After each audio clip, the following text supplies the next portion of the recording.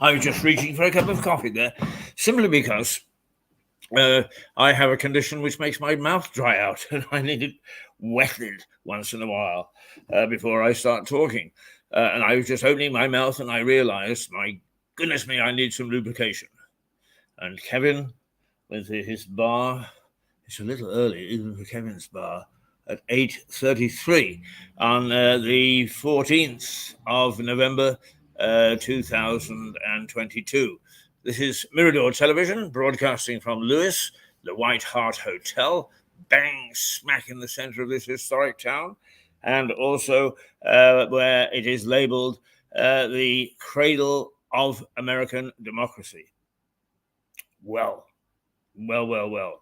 It is difficult to say what sort of weekend I had, because I spent most of it at remembrance services. And I did the absolute unforgivable sin of spending time at the memorial, which was very, very well attended indeed. It's a simple but marvelous ceremony remembering our dead from all wars. And I managed to delete the edit that I was going to show this morning. It happens sometimes, and why it happened on a sensitive time like this, I have no idea. Or for a sensitive program like this, I have no idea, because the technology that is galloping ahead in television and broadcasting generally is a bit beyond me. I have to confess, I need to depend upon other people. And because we get in here at such a reasonable time, we're here by 7. Oh, excuse me, hiccups again. 7 o'clock in the morning. Is I didn't have my guy to say, hey, how do I do this and how do I do that? And I pushed the wrong button. I do apologize, but I will actually put it together and show it as a look back. And that's what we're going to do actually at about 9:30 this morning. We're going to look back. But for the moment, we will follow our usual course and take a look at the papers. And of course, one would expect, the papers show photographs of Charles laying a wreath at the Cenotaph in Whitehall in London. And I'm happy to say that they showed a picture of his mother laying a wreath when she was young. And it certainly sets off the way that the royal family is apparently seamlessly taking over, having joined up governance. Somebody said to me, I haven't heard much from Charles. He seems to have kept a low profile, and in fact, he has. I mean, I think he's keeping his nose clean until such time as he can establish himself, because he has been known as a prince with one or two views. Had more than one or two views. In fact, he's caused a stir from time to time with various people who don't think that the royalty should have views. Well, they do, and okay, constitutionally, they should not express an opinion one way or the other on issues. Although the Queen made it quite clear when she anticipated that something should be done and they had popular movement, as she would, with the wonderful way and words that she had, sort of press the rest of the world to go along with us. Charles has been more blunt, and I think that he's going to have to curb his tongue a little bit. But there we are. All right, on the Metro, which does show Charles laying a wreath, is we'll all pay more taxes. And the story there is that over the weekend, there are plans to raise taxes while cutting public spending. And also the dire state of the NHS. The Metro leads with Chancellor Jeremy Hunt warning that everyone is set to pay more taxes. More taxes. We have to plug holes of billions of dollars, of pounds, and that we are going to have to take 2 or 3 years over it, and it's going to be 2 or 3 years of pain. Let's just examine that just for a moment or two, because the backbiting is going on around Westminster and around the establishment, and it's all Liz Truss's fault. Well, that's rubbish. What we've been doing is we've been sliding into becoming a lazy nation. Yeah, that's right, a lazy nation. We haven't had to worry about finances or being looked after, or whether I feel like a new car today, pick up the phone and get one delivered to your door. You don't have to pay for it for months. We've been used to an easy way of life, and now life is going to get tough. Oh boy, is it going to get tough. And I just don't think that it's Liz Truss's fault at all. Yes, she may have rushed in. She may have done the wrong thing. But okay, if that's what she did, that's what she did. But we have to accept the fact that she did it in the best intentions, with the very best intentions of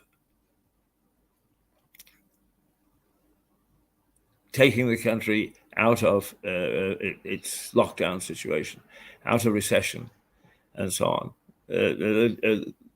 I mean, basically, her plan was flawed.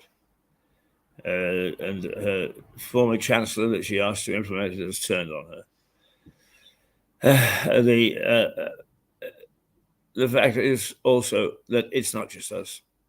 The whole of the bloody world is in a problem. Now, some of the biggest states are getting out of it faster because they got more resources. We are, remember, just a tiny little island. We punch well above our weight. I think we're the fourth largest economy in the Western world. And we are a member of G7, which is the seven most advanced economies in the globe. But we are struggling right now, and we are struggling for a whole host of reasons. Yes, Brexit's a part of it. That's another of the blame games. It's all the fault of Brexit. Well, that's been punctured by analysts. It isn't all the fault of Brexit at all. It is a combination of circumstances. The hardships or the difficulties of Brexit, which we expected, will play a part. Of course they will. But so has lockdown, so has the start of COVID, so has the recession, so has inflation, so have a number of things contributed to our present state. And the one thing that I would say is this, that basically, if we don't get off our asses and go to work, and don't look at me and say, what's he talking about? Go and look at the statistics. Do a little digging.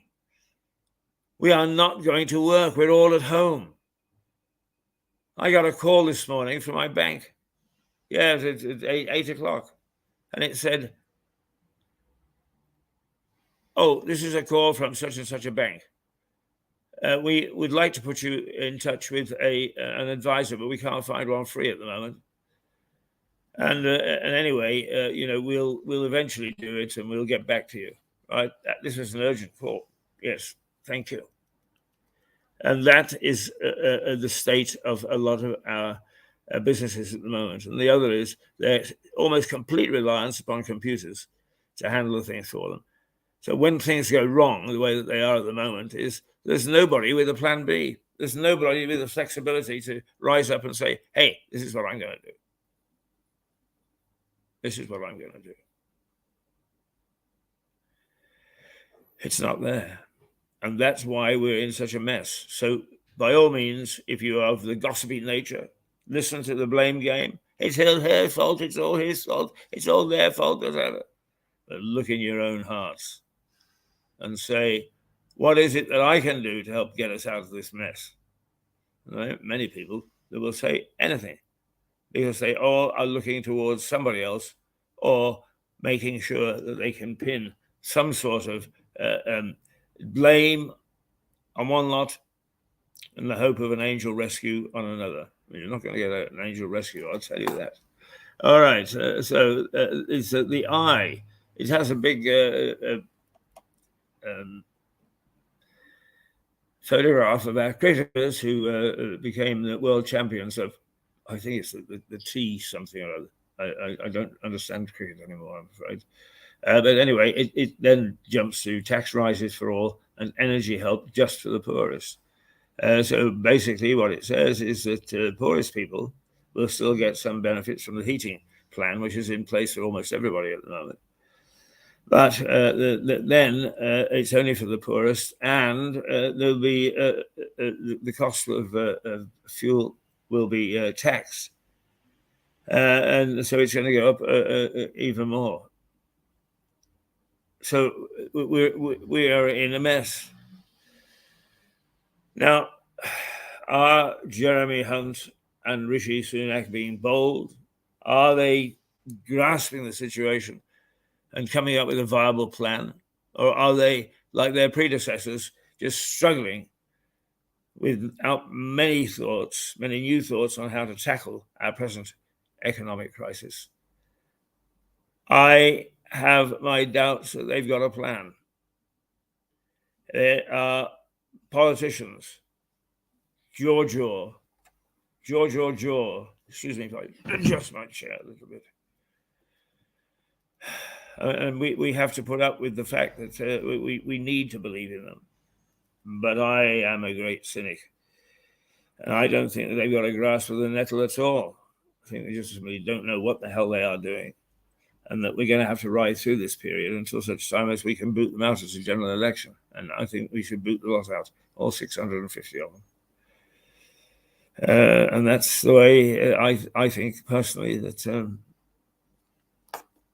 the cookie crumbles. Oh dear, it's 5:45. It's 5:45. It's 8:45, quarter to 9.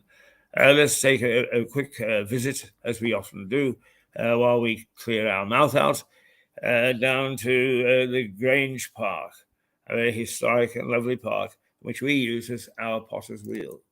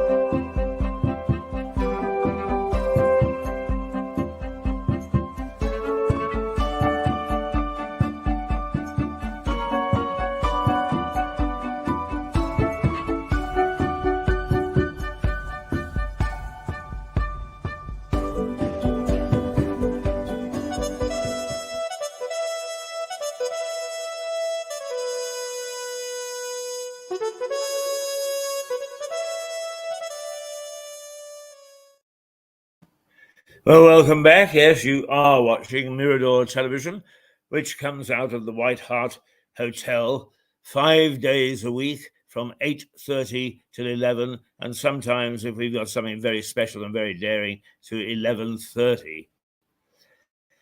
I am Keith Hayes, and I'm your host on Monday and Friday, and I join in the action on a Wednesday sometimes with Stuart Dolby, who is our energy expert. An expert he is, and comes out of the bosom of the Financial Times. So let's go back to the papers with the mention of the Financial Times. It's more tax for all to get the UK through choppy waters. The Express has always tended to be in favour of the government. So it's taking not such a screaming heebie-jeebie headline. It says Mr. Hunt, as is the Chancellor, has warned everybody will have to make sacrifices to get the country through very choppy waters. The paper notes the Chancellor acknowledges his plans were horrible, while hinting NHS funding could be safe from the coming huge cuts. Well, I'm not so sure that I'm not sure that the NHS can't make huge savings. It really has got to the point where, particularly on the non-medical side, where the old joke is, how many doctors does it take to change a bulb? And you see 6, 8, or 10 of them standing around staring at it with arms akimbo. Very unkind. We are all unkind, aren't we, in this day and age? Okay, let's go through to Mirador, the Mirror. Last chance to save our NHS. The union is warning, as Hunt admits health services on the brink of collapse, is that the warning that's from Unite Union that the NHS could collapse without an urgent inspection of more funding. It quotes the union as saying Thursday's autumn statement is the last chance to save the service. I would suggest to you that what should happen is, strangely enough, one of the things that Boris recommended before the last election, and that is reform. We have to reform our entire system of governance. Whether you're talking about the House of Commons, whether you're talking about parish councils, whether you're talking about the institutions, the state institutions, and for that matter, I would throw in the private institutions as well. A great deal of reform and soul searching and examination and analysis has got to take place, because what we keep on doing is sticking plaster and then spending the money on raising salaries. No. What the unions should be calling for is a freeze. They should be saying, look, we are in the mire. No, let's put it more bluntly, we're in the shit. And to help us get out, we will play ball when it comes to when people get a rise. What happens with rates of pay? It should be working towards the betterment of society, not the betterment of its members. Oh, yes, of course, the members would be part of that society. And what's more, they should also not pay ducks and drakes with the salaries that they pay their senior people. I hear a lot of yelling, a lot of screaming. I don't see much action from anybody. And actually, I have to say, I thought that the look on the face of Jeremy Hunt over the weekend was sickly. Self-satisfied smirk. Well, let's see if he's self-satisfied in a couple of months. We're in bad shape. And I think that if we all would admit it, and I mean all, I mean you, the people that are watching this program, you make absolutely sure that you are doing your bit to helping us retrieve our economy and our good way of life. The Daily Mail. It also goes to the hospitals. A&E chief. Hospitals harm the elderly. He says they're like lobster traps, easy to get into, but hard to get out of. This is a quote from somebody who says, I'm desperate to keep my parents out. In other words, it's the last chance saloon when you go to the NHS hospitals now. The Guardian. The hospitals where a third of patients can't go home. And it talks about it says everybody's going to pay more. That some hospitals will be turning people away. That there are those in hospital that shouldn't be. It says it's a bit convoluted. and it needs looking at. Well, we couldn't agree more. Couldn't agree more here. Okay, the Times, new pact with France to stem the flow of migrants. Really? As my colleague Max Hurd would say, really? Actually, it's a very common word in the younger folk. Really? Well, really is the UK and France are set to sign a security deal aimed at stemming the number of people crossing the English Channel on small boats. And according to the Times, it says more than 40,000 people have made the dangerous journey this year, with the new deal set to mean that British officials will be stationed in French control rooms and share intelligence for the first time. So a step in the right direction, at any rate. But watch out, they'll probably thump you one another before long. Actually, my guess is the operatives will get along famously.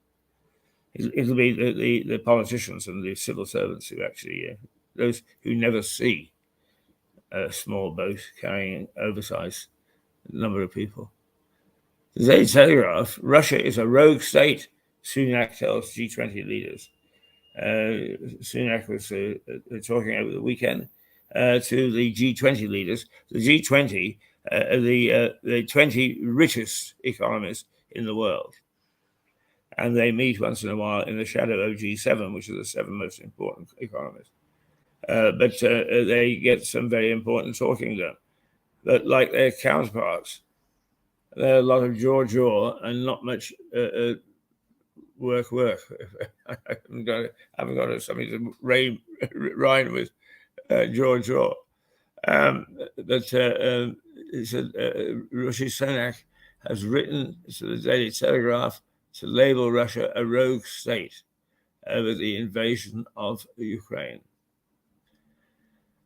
There we go.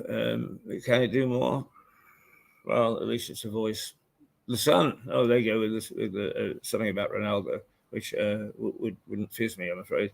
United have betrayed me, he says. Oh dear, oh dear, oh dear, oh dear. At one time in the Stanley Matthews era, you got stuck in, and you hoped like hell it wasn't your turn for the high jump with the manager when you got off the pitch. Oh dear, they're sensitive little plants. Financial Times, the crypto races to contain the fallout from the major crypto organization, crypto bank, at the end of last week. And it's exercised the minds of many market leaders. And the traders are exacerbating its demise by putting out their investments in it.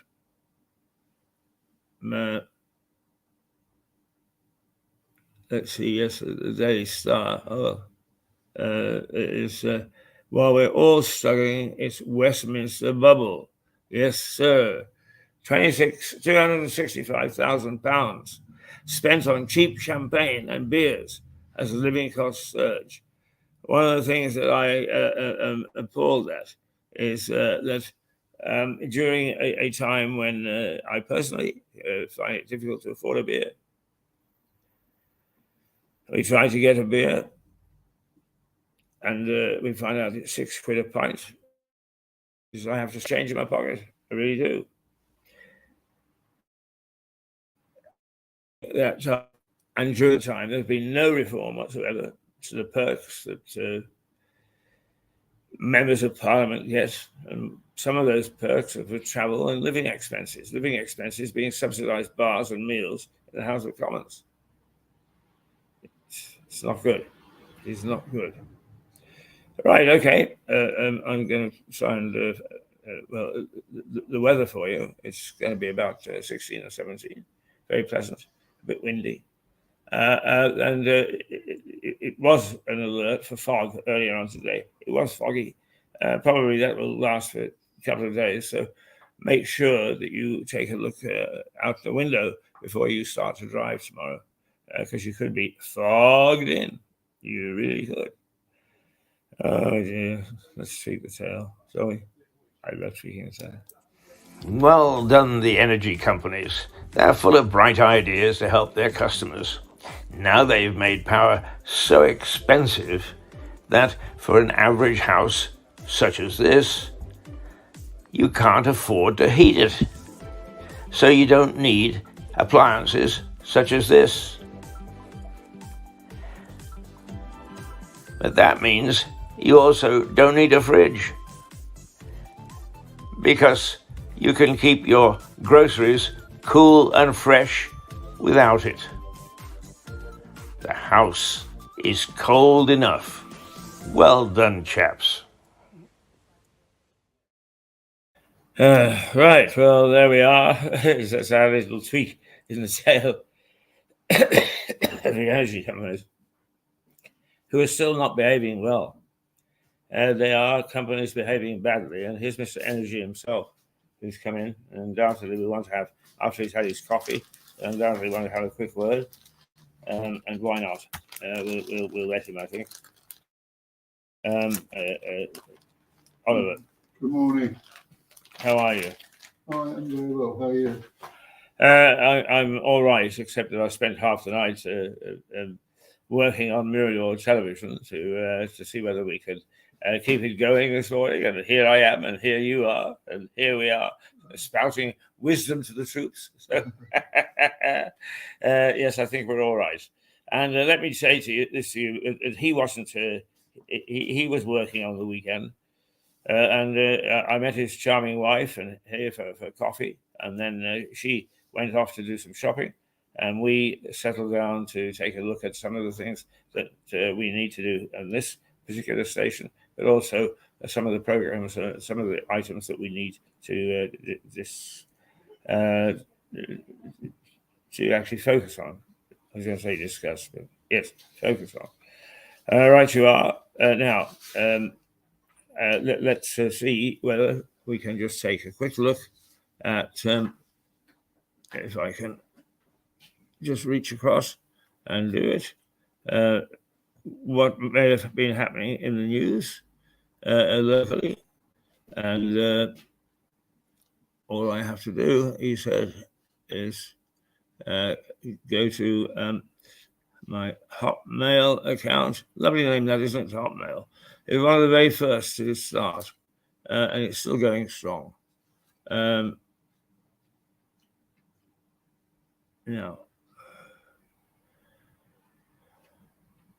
we haven't quite. We have, yes. That's what we were looking for. We'll see if we can get to the page. Oh dear.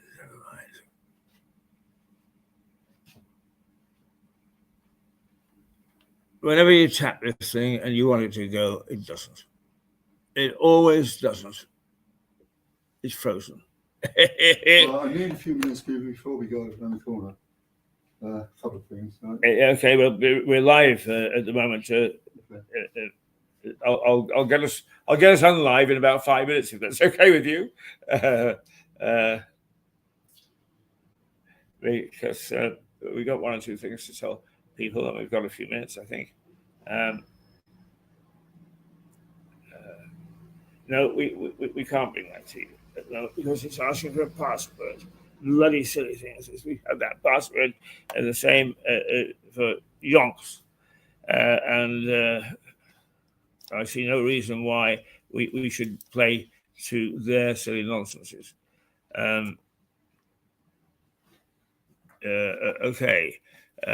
We've got one or two little things here that we might want to play for you. And why not here? And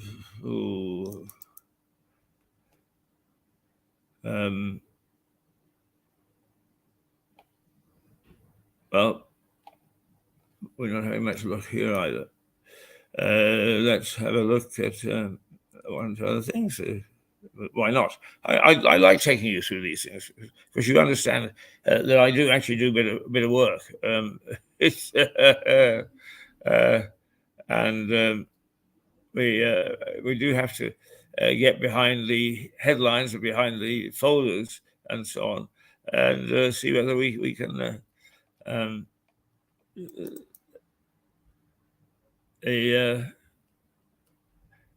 No, that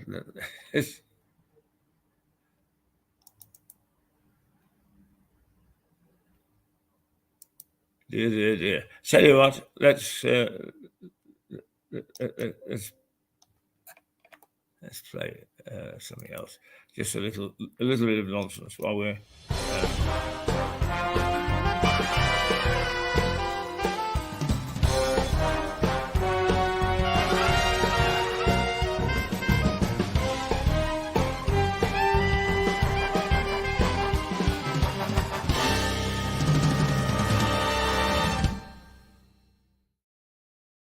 Oh, I'm afraid you got me back.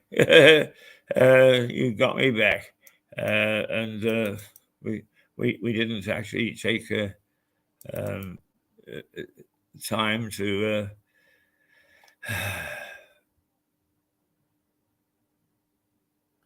find ourselves another program. Let's see.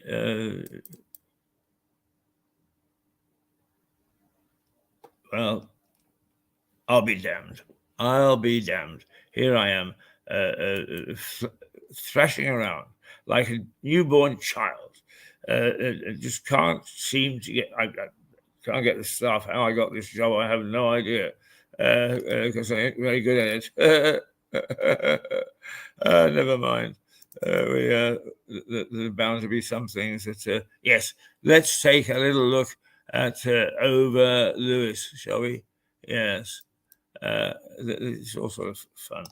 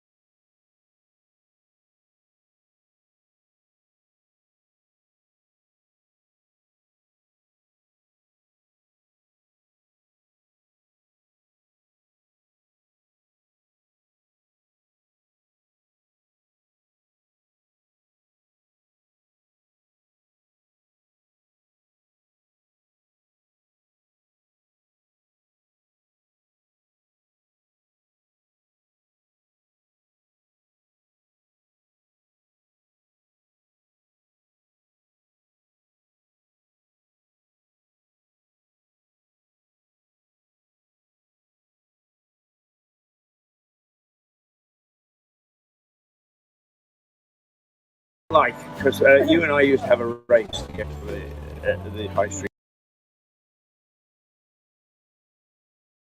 Years and years and years. Yes. Andy. Okay, here I am again, imagining it. I'm fumbling a little bit. While you were just looking at a flight over Lewis, down on the street, still to this day, is our local window cleaner, Andy. And I sat and talked to Andy because he's a great character. He's been around for many years, and he's a most interesting man. So let's go and talk to him again because he is a well worthwhile chap. And do say hello to him as you pass him in the street. A terrific character that everybody knows. Andy, how long have you been doing this? Approximately 28 years. 28 years? Yeah. So you've seen some changes here? Yeah, certainly, yes. Certainly, yeah. What was it like 28 years ago? So I can't honestly remember, Keith. I'm at that age now where the memories go. It was, certainly different and certainly busier. Tell me, what's it like? Because you and I used to have a race to get to the high street first. Oh, yes, yeah. And you generally beat in the morning, yeah. We used to have a wager on it. But tell me, in those days it was empty, but times have changed. What is it like at 7 o'clock in the morning here in Lewis? 7 o'clock now is more like it used to be at maybe 5:30, 6 o'clock. There's nobody about. I don't find anybody. Even up to 9 o'clock, the town's still quite quiet. And obviously, since the lockdown and the shops reopening, it's sort of 10 o'clock in the morning before the shops are opening. So it's a lot quieter than I've ever known it, really. You put in a fair old day. I mean, you're here early and you finish late. Yeah, I do, Keith. I'm glad you brought it up. A lot of people think I don't, but I do. Yeah. You clean windows for the businesses, and I must say, one hell of a job you do too. They all look sparkling. But as they drift in, who are the first people to get to their shops? And we always think of shops opening at 9. There must be a lot of them get there well ahead. Yeah, certainly. We've got Sharon and Beckwith and Lucy. They're there quite often, certainly by 8 o'clock in the mornings now, getting their shop ready for opening at 9. I see them if I'm working this top of town. Obviously, the girls going to work in Cafe Nero again. Yeah, again, Keith, it's not like it was. It's I'd really be racking my brains to say it at 7 o'clock if I see anybody, really. What did you do through lockdown? I've done a lot of gardening, a lot of walking, lots of shopping, lots of housework. So I had one happy wife. And that's still, so that still continues. Is she glad to get you out through the front door? No, my wife works longer hours than me, so she goes out the door with me at about 6 o'clock every morning now. And she won't get home till about 6 in the evening, so I'm generally home. So I'll do the shopping probably on the way home today. Now, over the years, you must have peered in through a window and seen a few things and thought, oh my goodness me, I better move on. Anything that sticks out in your mind? When not so much doing the shops, but certainly when I was younger and I used to do the house windows, I saw quite a few things where you had to pretend you hadn't seen, and when they answered the door, you said, "Oh, sorry," but it's quite embarrassing for them and me. It's always nice to know that the window cleaner has got a zip on his mouth. Certainly some signs. Not that I would do anything wrong. But, no, exactly. So, what does the future hold, Andy? I don't know for me, Keith, really. I mean, I'm looking at it now, my work just gets less and less, but I love what I do and I love coming into the town, even though I don't live in the town. I love to work here. But really, the work's getting less and less, so I maybe have to do it on a part-time basis and get another outlet somewhere else. So. Well, people certainly enjoy you. I mean, you're a breath of fresh air first thing in the morning. Thank you. Do you find that everybody quips with you, or some people are a bit grumpy? No, certainly not. No, I can't think of anybody who's off with me in the morning or whatever time of day. Most people are quite cheerful, and I think they like it that I'm cheerful, so it helps them. So I hope it does. One thing that I always admire you for a lot of things, I may say, because I think that not a lot of people can do your job. But one of the things that I admired was some of the big boys moved in. Oh, certainly. Yeah. And you saw them off. No, unfortunately, I did at first, but unfortunately, like the restaurants, they've gone now, Prezzo. I used to clean Prezzo, Pizza Express and Ask, but they all went national company overnight on me. So I lost them, and they were all like 2.5 hour jobs. So I lost a day's work overnight with them. To be honest, yeah, I lost them probably about 5 years ago. But And some quite of those, dead in my yeah, I mean, you're such a favourite. You stay with all the favourites, I think. Oh, certainly, yeah. I Yeah. mean, the independents and some of the national companies. Very So long. big business, stay away. We don't want you. Andy, it's always a pleasure to see you. Yeah, and you, Kev. And we like to talk to people who start off early in the day and find out what it's like in Lewis, because as you say, at the moment it's quiet. Oh, But certainly. who knows what the future holds? Let's hope it turns out for the best for us all. If anybody commercial wants window cleaner shops, restaurants, offices or pubs, I'm certainly there to help you. Okay, and that's Andy, and you can get in touch with him through Mirador Television. We'll pass any messages where you want him along, because not only does he do an excellent job, but he's bloody good company as well. Cheers, Keith. Andy, lovely to see you.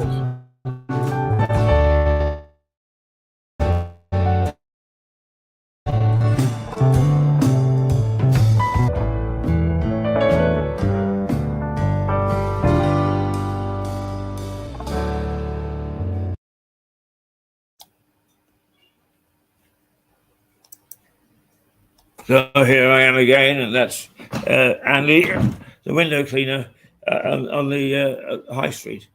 A lovely, lovely man, and worthwhile. If you see him, stop it and wave and say, "Hi, Andy." He loves that. He's just a very, very pleasant man. Now, what we're going to do in about, let's see, 9:40, in about 10 minutes' time, is we are going to play an old program to you, which we made just before lockdown. It has got some of our old presenters, those people who had to move on because of lockdown and so on, but I think that you'll find them still attractive and interesting. And so do, when you're viewing this, remember it is Mirador Television, but it's a couple of years ago. So some of the references will be out of date. But we thought that you would quite like perhaps to relax on this Monday morning and just see some of the things that we did do. So that's coming up in a few minutes' time.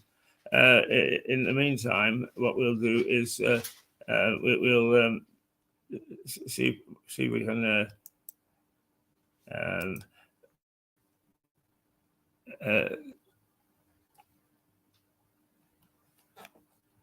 as a matter of fact, one thing I'm going to do, we are very good at making commercials.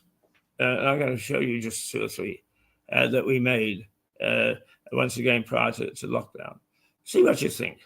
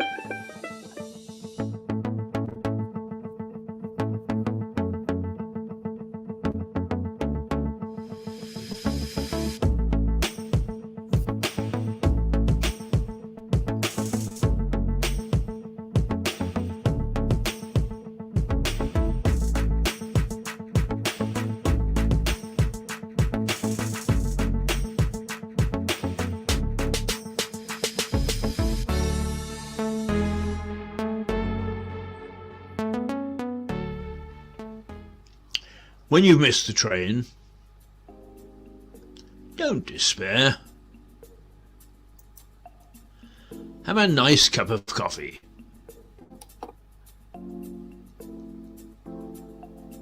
And perhaps a mince pie. At the Runaway on Lewis Station. After that, why worry about the next train? The Runaway on Lewis Station. Relaxation beyond compare.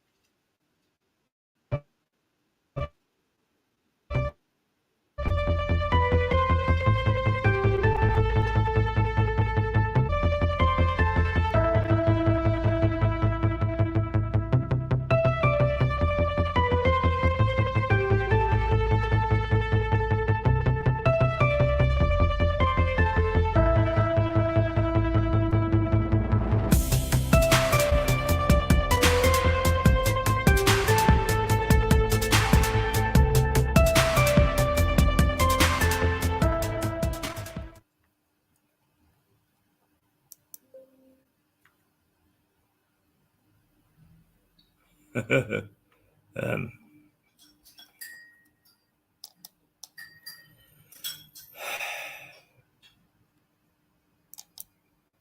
didn't do too badly, did we? In fact, some of them still talked about.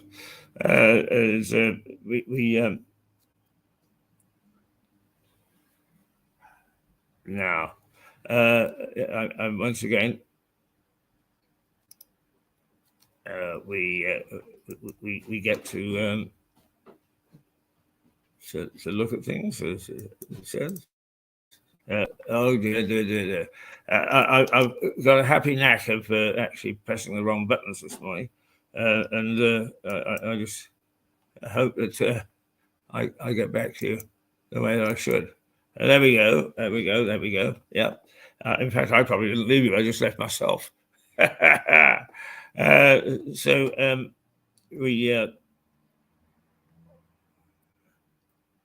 reason that we're doing this is we just have an important occasion this morning, and we want to make sure we leave you with something interesting to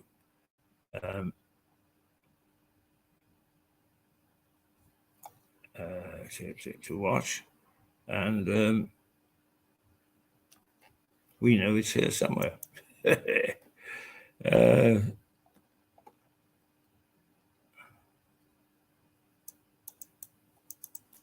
And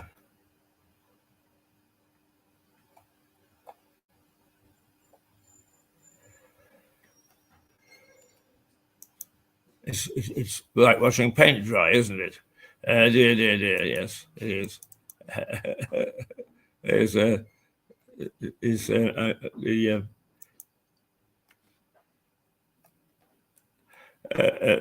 You have no idea the maze of programs that we've got here, and very nice to see that we've got them here. But just finding them sometimes is just dreadful, and it's going to take somebody hours and hours and days to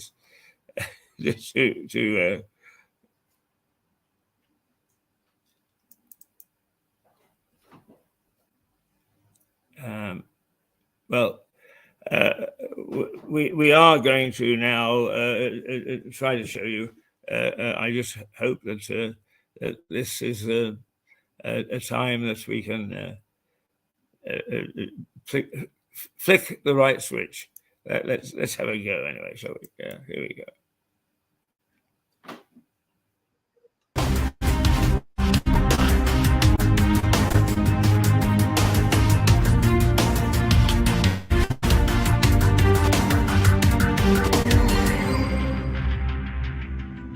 Lewes is a very historic city. It has more history on its main street than many other towns in the UK. We tell some of it. Welcome to Mirador.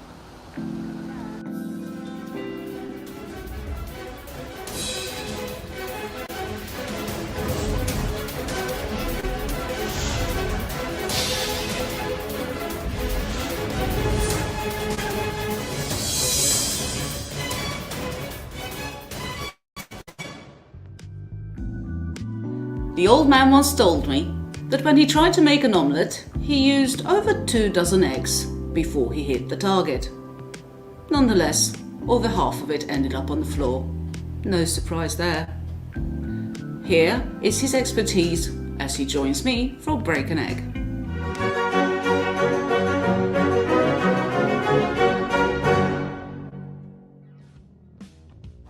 Hello.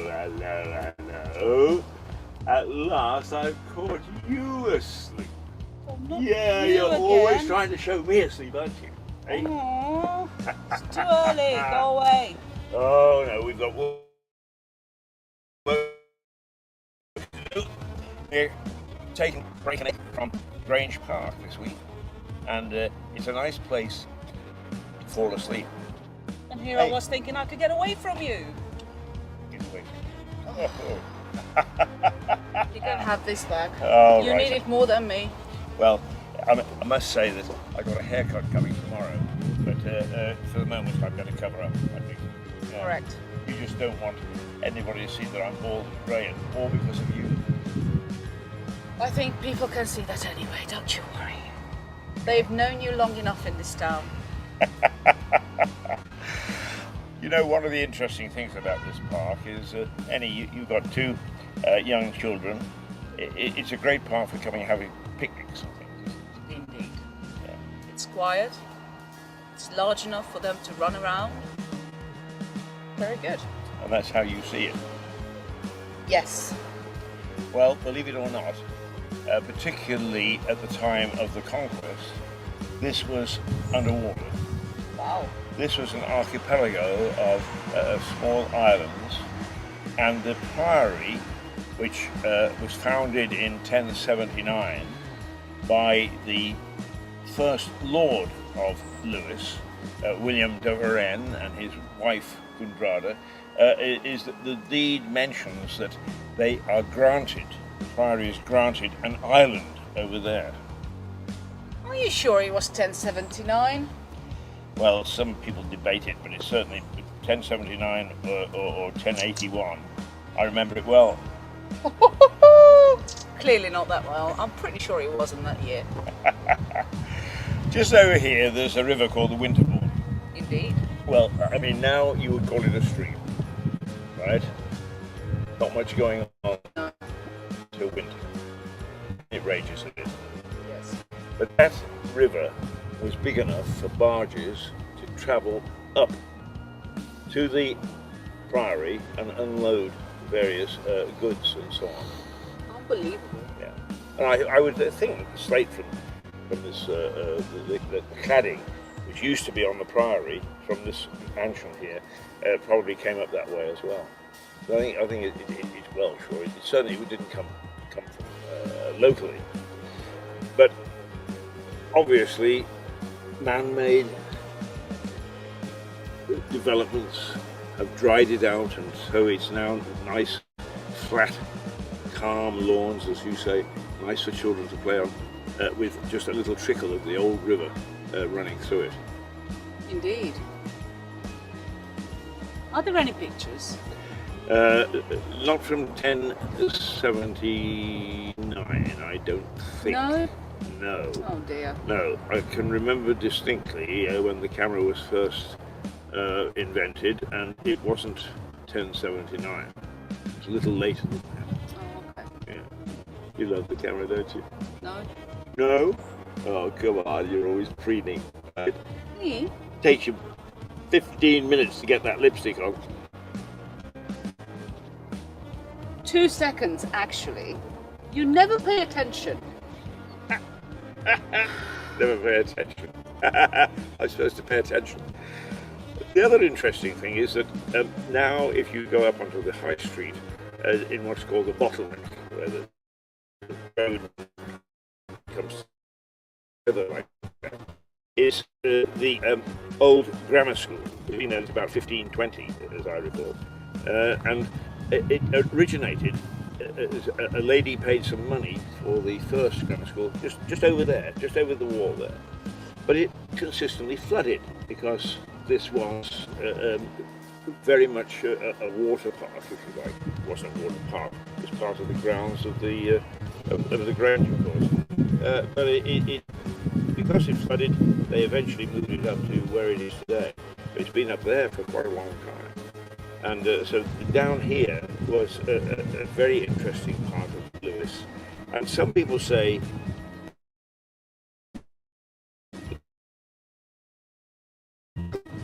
area of Southover is there. And why has it got its own church? Why has it got its own pub? Why has it got its own high street? And the reason being is getting from there to Lewis proper wasn't as easy as it is today. Just a short walk from pub to pub. Yeah, your favourite topic. Aha. Yeah. What do you mean? I bet the reason why we're here today is because there's a pub just around 50 yards from here. I think you can smell it, can't you? I can. Of course you do. Yeah, well actually, let's see how we're going. Oh, it's not, you know, I think they're probably open. So I think it's time that we went for a pint. What do you mean? Sort of asking your permission. No matter what I say, it doesn't matter. You'll be there anyway if you really want to. Will I? Well, I guess. I'll just have to do all the work by myself. Again.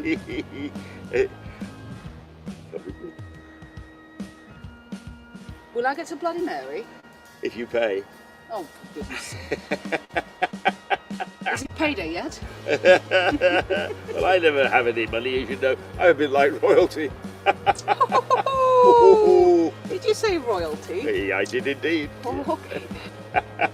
That's all right. No comment. But Annie, you come from outside Lewis. I've been here for 30 years.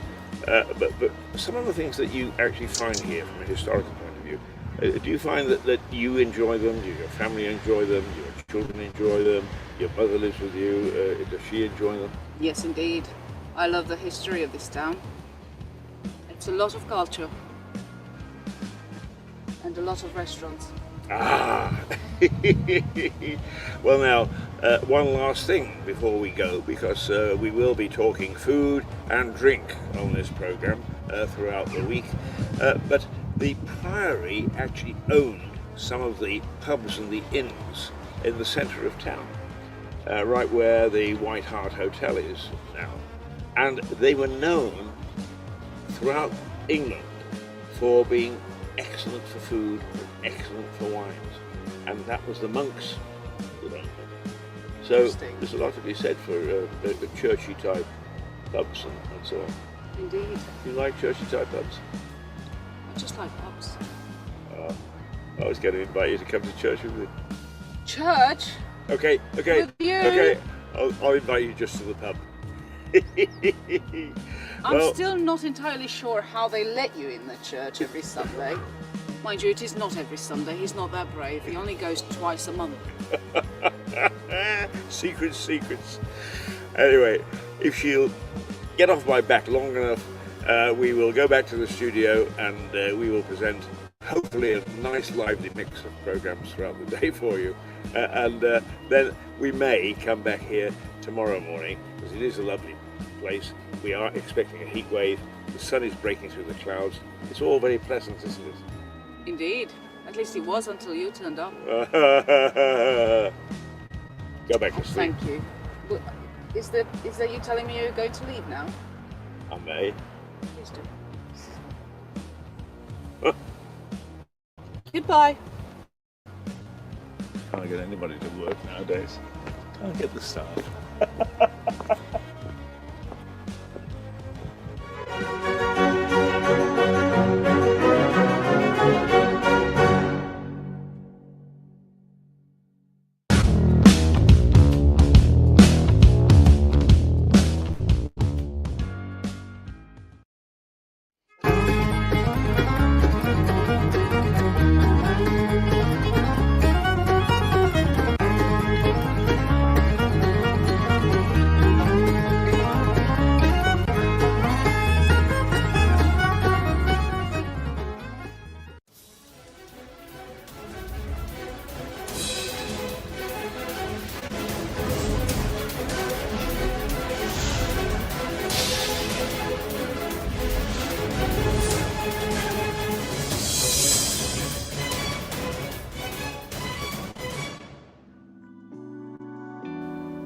We are trying to lift the somber mood of the country on this channel.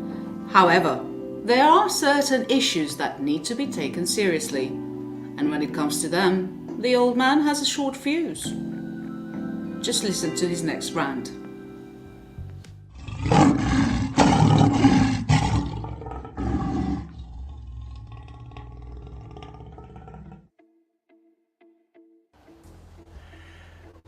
Give us back our town. Give us back our town. Lewis, 2 or 3 years ago, combined its civil service, if you like, its executive, not its political arm, not its elected officials, but the civil service, the people that actually run the city, run the town, combined with Eastbourne, and it's been an absolute disaster. You can't get through, you can't get any services, the excuse is that we're supposed to be serving both communities. Where are you when you call? Oh, I'm in Eastbourne, but I'm in Lewis and I'm asking something concerning Lewis. I don't know Lewis terribly well. Well, why in earth are you representing an executive that's supposed to look after both communities? And not only that, the politicians are not using the scrutiny committees that they have at hand to find out whether you're doing a good job, bad job, or in between. That's how bad it is. You are useless. You have got a system that's unworkable.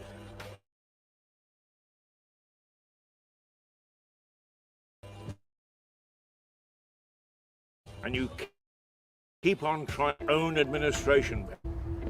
Stop this farce and stop pretending. What are you doing? You're actually protecting your fat salary. I know what you're making, top 5 people, and a few others in between. But why and how do you account for the fact that so many people keep on leaving and that so-called senior officers are really juniors with very little experience, bumped up because you haven't got any senior people left? And that's just one side issue, and we could debate that forever if we wanted to. But the fact is, you are not providing the service. Some of your people have no idea what's going on.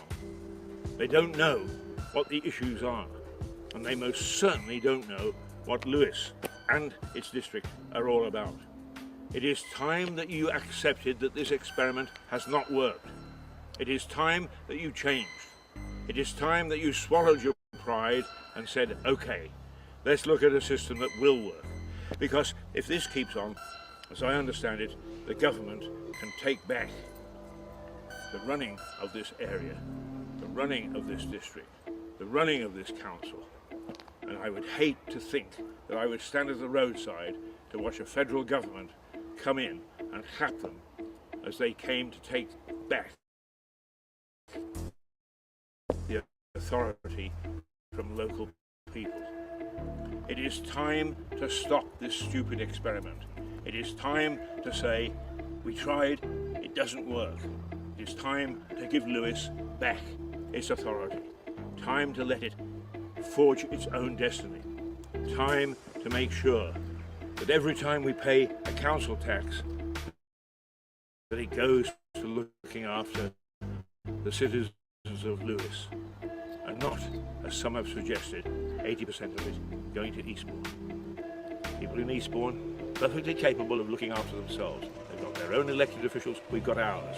So let's stop this merger, this mad merger, which has been done nothing but bring grief to this area. Swallow your pride, sit around a table, figure out a plan. It didn't take you long to figure out a plan to divide. It shouldn't take you very long to bring us all back together again. The curmudgeon, the key phase, Doodle Pip.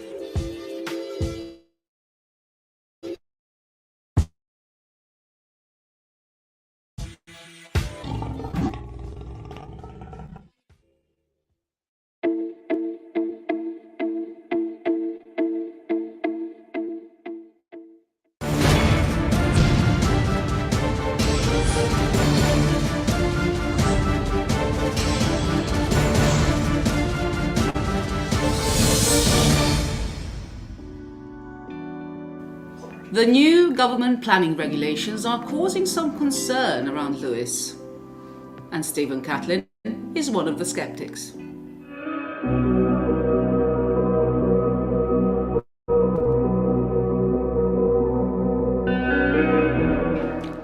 We did a piece some weeks ago about the disgraceful shambles of a building in Western Road, which at one time were public toilets. And I did suggest that they could be demolished, rebuilt on a footprint a third the size, with much needed social housing above, alongside and behind. because the site is larger than just looking at it would lead you to believe. I am very pleased to tell you that the District Council has responded to 8 years of constant badgering by me and is now working on drawings for the site and the scheme, which should be ready for inspection by the second week in November.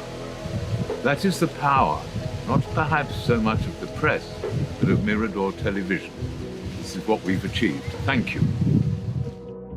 Of Garden Street and Southover Road in Lewes, where overgrown almost as much as the site is this notice board showing the sale is agreed.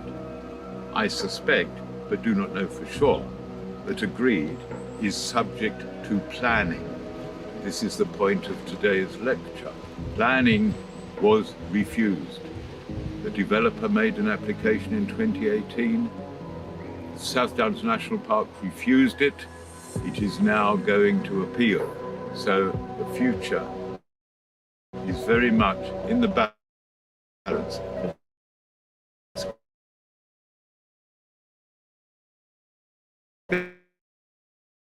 Go and have a look at the site. Sold off. The market moved to this from the end of the 19th century.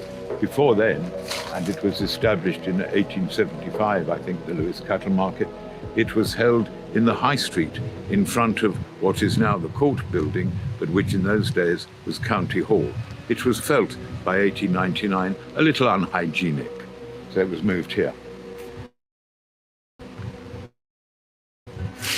If you Google Lewes Cattle Market, you will find there is a Friends of Lewes grey plaque marking this site as the cattle market, only really where that plaque is, God only knows. And this site extends back.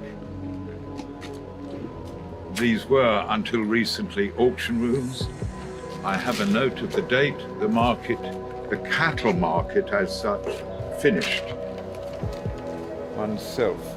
But this site closed as a cattle market in 1992. The earliest records of the Lewes Cattle Market Company date from 1875.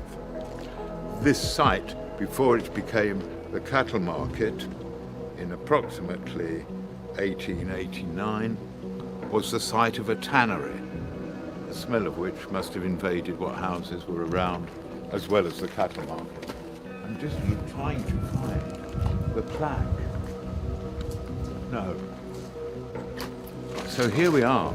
This is the site of the cattle market and earlier tannery. There is a plan afoot for a totally, in my opinion, I have to be careful to say, my opinion, a totally inappropriate development which had tall, glass-walled houses. Consider the area around. 2-story houses there. The railway station. Does it fit in, or is this a developer's idea of a landmark memorial for himself? One has to be careful. There is nothing wrong, in my opinion, with modern architecture in an historic setting. But I think this is not the place for it. Watch for the appeal. Notice has been given of it. The appeal date is yet to be fixed. I'll keep an eye on it. Maybe you will too.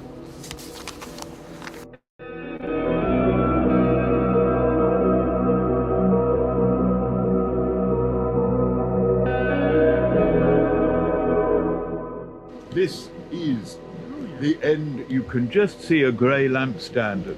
That is the railway platform. Now you see the proximity of it to the railway, which was very useful for pigs, lambs, and cows. But I'm not sure that the residents would like to get up in the morning to be in full view of the commuting public. Without a doubt, this is a prime site, but not to be exploited. I think it is a prime site for much needed social housing in this town, and perhaps the hub of a few shops as well. We'll see, because there are other plans in the offing for the west end of the station car park. All will be revealed in the fullness of time.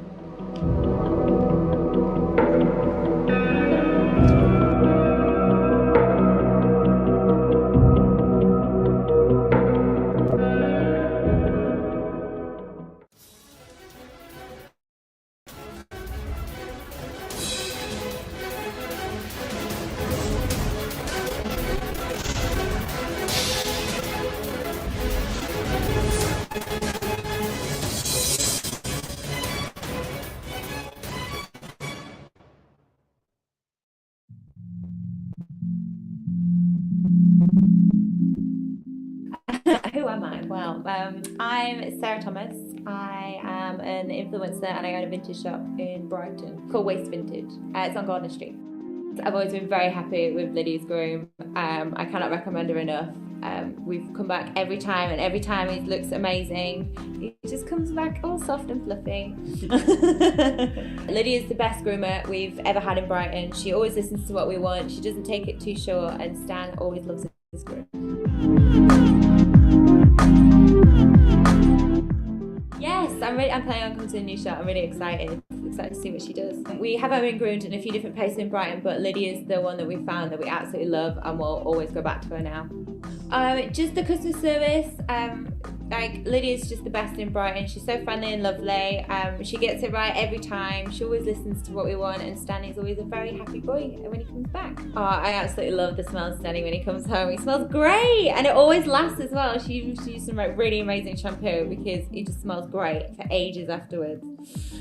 So I think the prices are completely fair. He gets a really thorough groom, and she always goes above and beyond to make sure he looks amazing. Oh, Stanley loves Lydia's dog Peaches. They always play together. It's really sweet to see. Thank you. And Stanley says thank you as well. Stanley loves his groom.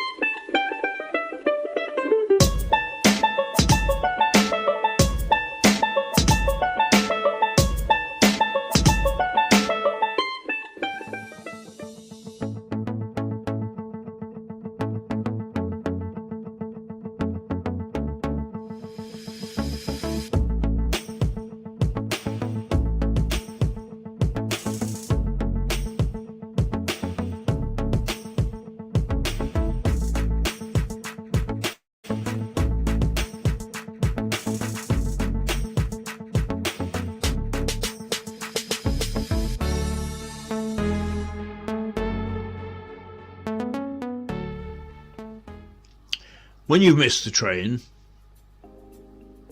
don't despair. Have a nice cup of coffee. And perhaps a mince pie.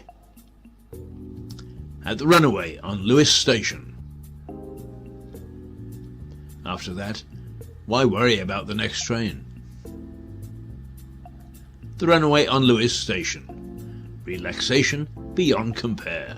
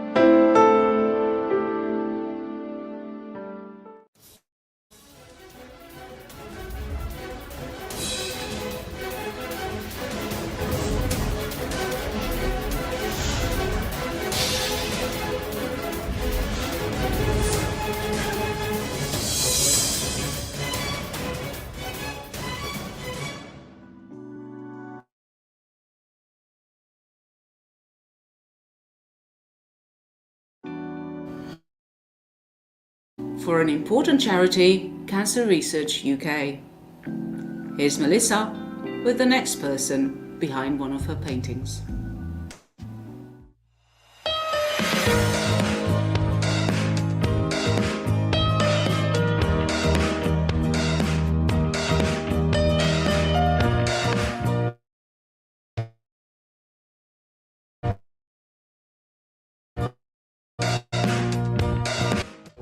Welcome to Lewis.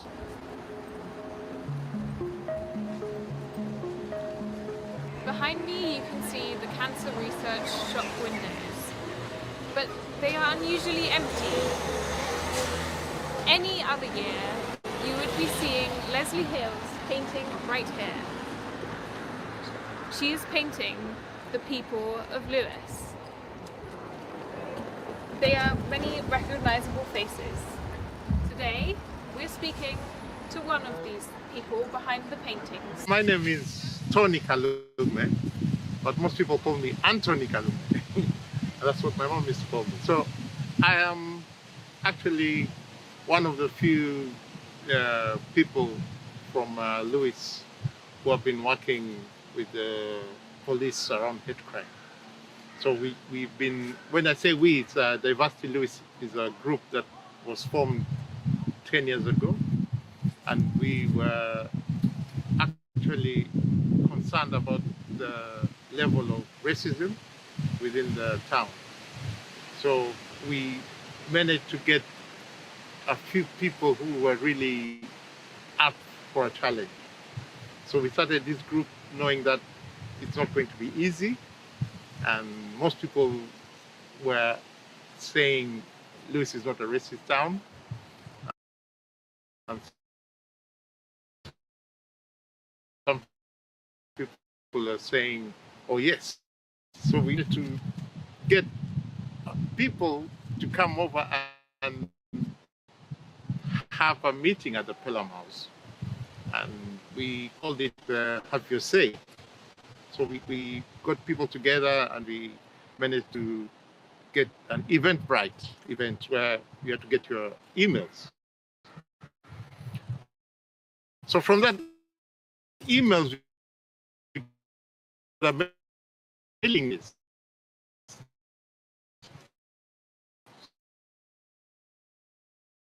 So from that, we say, oh, we just need somewhere to have fun, you know, venue, to have music. So what happened is we had different ideas. People came with, let's celebrate Black History Month.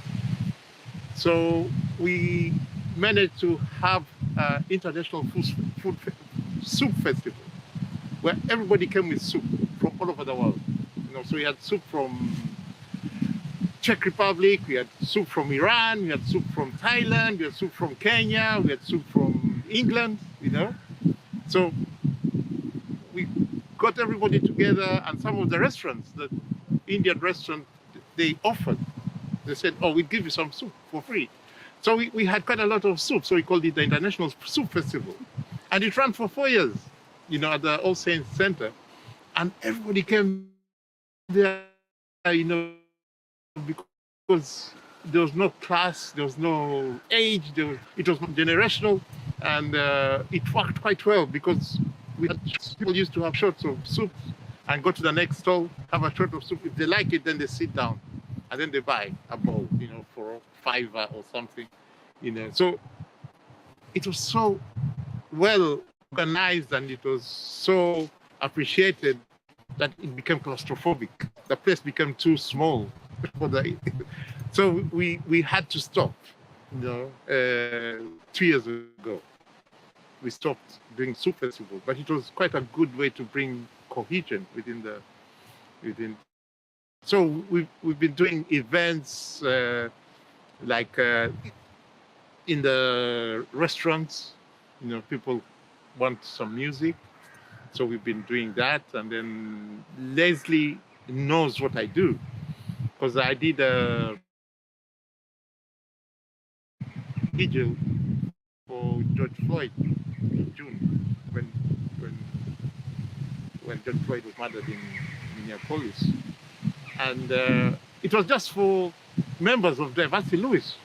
So I thought maybe 30 people will come. You know, you put an event on Facebook and, yeah, I'm going. It was like, oh, only 12 people said they're going. So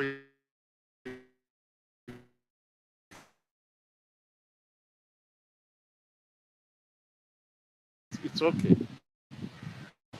Got the photograph. So I was walking down the street with it. And then suddenly I see all these people, you know, because I told everybody to dress in black. I was looking everywhere, wow. You know, there are so many people. And they're like more than 5,000 people.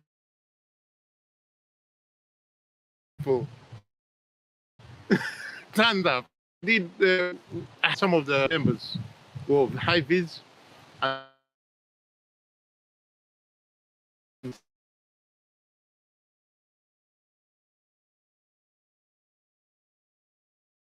started giving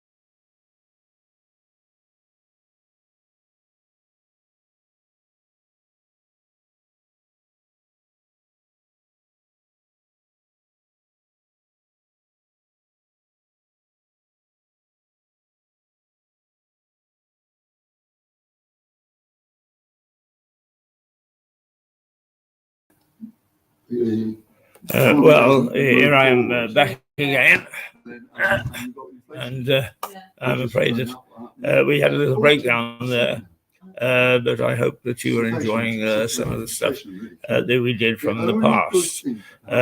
Hopefully, we've sent off an invitation to let's.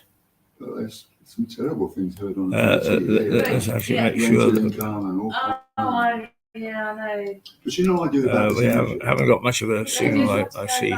It seems to be all right. Interest rates and that now. What is it, the 80s? Yeah. What were they then? Yeah, well, everything seems to be all right there. It is annoying both for you and for us when the technology goes wrong. Sometimes it's our fault, and sometimes it's not. And this morning it's not, I assure you. So if you don't mind, interest rate of 1.79 or something. When was that? That was putting up with us for a little while longer. We'll try to please you as best we can. Let's go to something called Tall Tales, which are a few of my adventures around the world, just for a little while anyway. So you've got one daughter and two sons? No, two daughters, one son. Oh, right. How old are they? 38.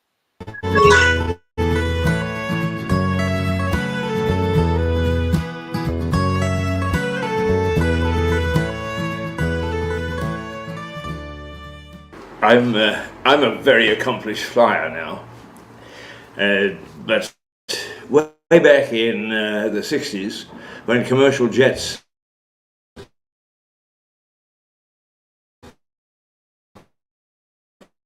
still was something of a trauma. We sat there hoping like hell that the pilot knew what he was doing, and that he would get us down at the other end. And of course the pilots didn't know what they were doing, and they did get us down at the other end. But then again, air crashes became front page news, and it seemed always there was a crash just before I was supposed to fly. And so I wasn't the best flyer. Then one morning, somebody at the station, radio station I was working at, said, Oh, someone's got to go up in a light aircraft and do traffic reports. Ha ha ha, I said, they're not getting me into that. Guess who they came knocking on the door to? Hayes, you go out, you do the traffic reports. Well, I had no choice. I couldn't say no. I had to do it. So indeed, I did. And away I went each morning, getting up at about 4:30, driving out to the airport and getting the light off, marching over to the far side of the airfield and getting into a Cessna 172, taking off, soaring above the city and passing on information about what was happening in the traffic. Wow. It took me 2 or 3 days to get used to the fact that this is what I was going to do twice a day. But then eventually I began to calm down and began to quite enjoy it. I enjoyed it so much, in fact, that I fell asleep one morning. I dozed, and the pilot said, "I think your station is calling you." And I heard the magic words, and now we're going up above the city, above the traffic, to see what was happening on the roads. So I opened my eyes, looked down, and immediately began to give a report.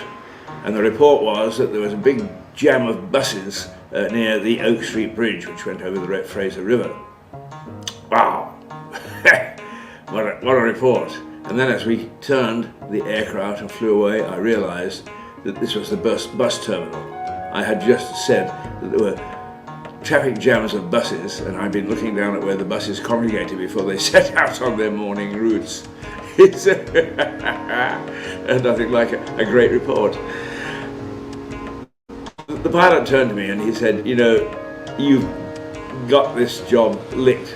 It's a bit boring, isn't it?" And I said, "Well, yeah, it is really. No, I mean, not much to say other than what's going on in the traffic." I tried to brighten it up a little bit with a little quip here and there, but right, tomorrow morning, he said, "You get in the left-hand seat and I'll teach you to fly."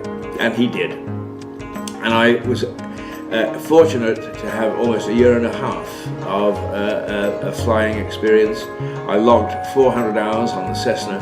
I logged a couple of hours on a twin-engine aircraft and a couple of hours on other aircraft. I was the luckiest man in the world.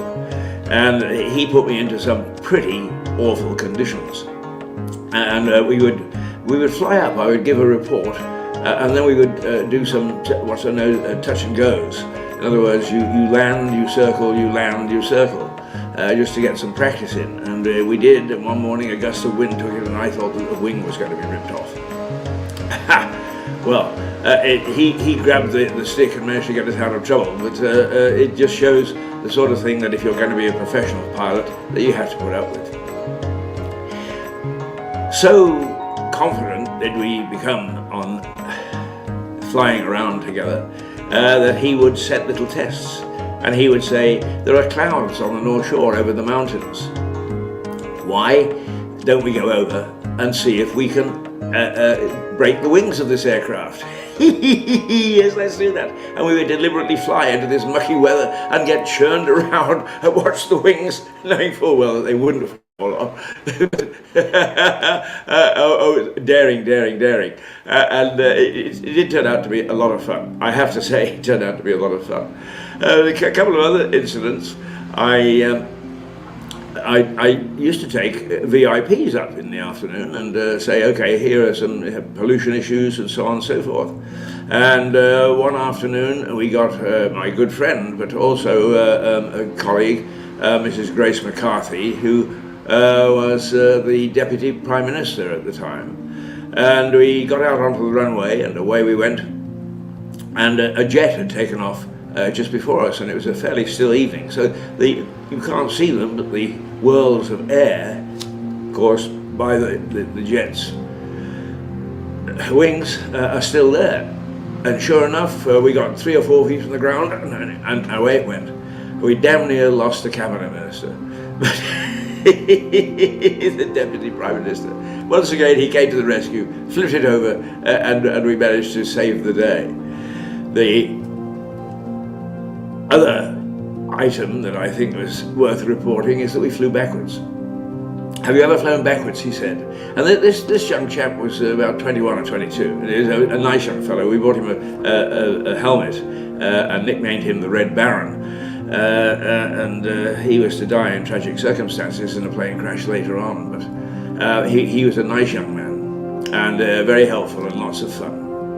And so we went, and he said, we need a marker. And the plane travels forward at about 100 miles or so an hour. Actually, it's a little over 72 miles for the takeoff speed. And he said that the wind this morning is particularly strong. So he put the nose of the aircraft into the strong wind, and we watched the bridge below. And although we were keeping airspeed, the plane started to travel backwards.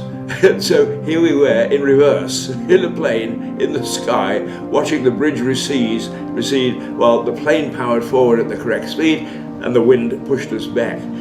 And that's the sort of nonsense that we would get up to. And there are lots of other stories I can tell you about my flying experience. But perhaps this last one will bring something of a smile to your lips.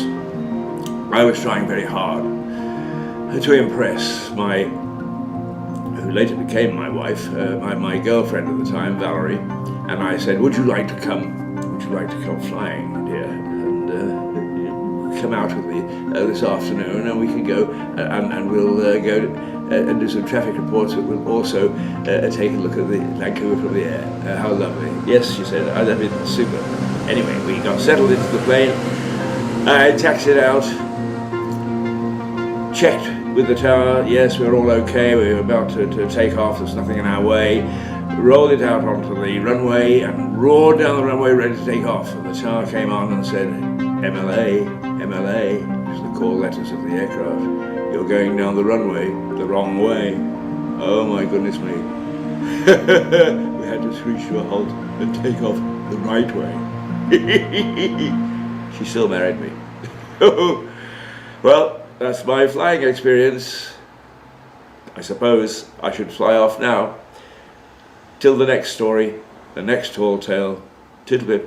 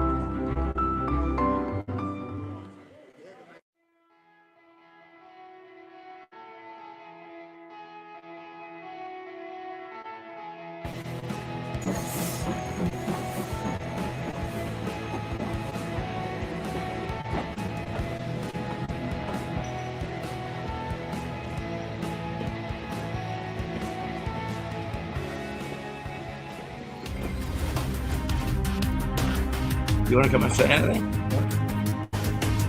Do you want a little comment on the state of the world? Well, here we are back again, and I've got the big man with me.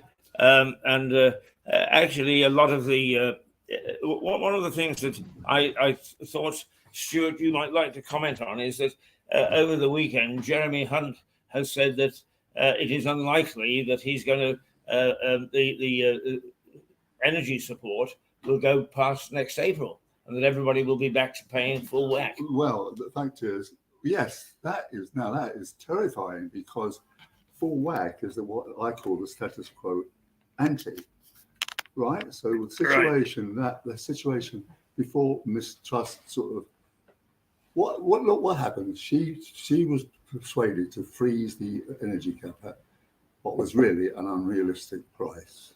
Okay, given the way that the gas price is going up and up and up, and that was going to happen for 2 years. Okay.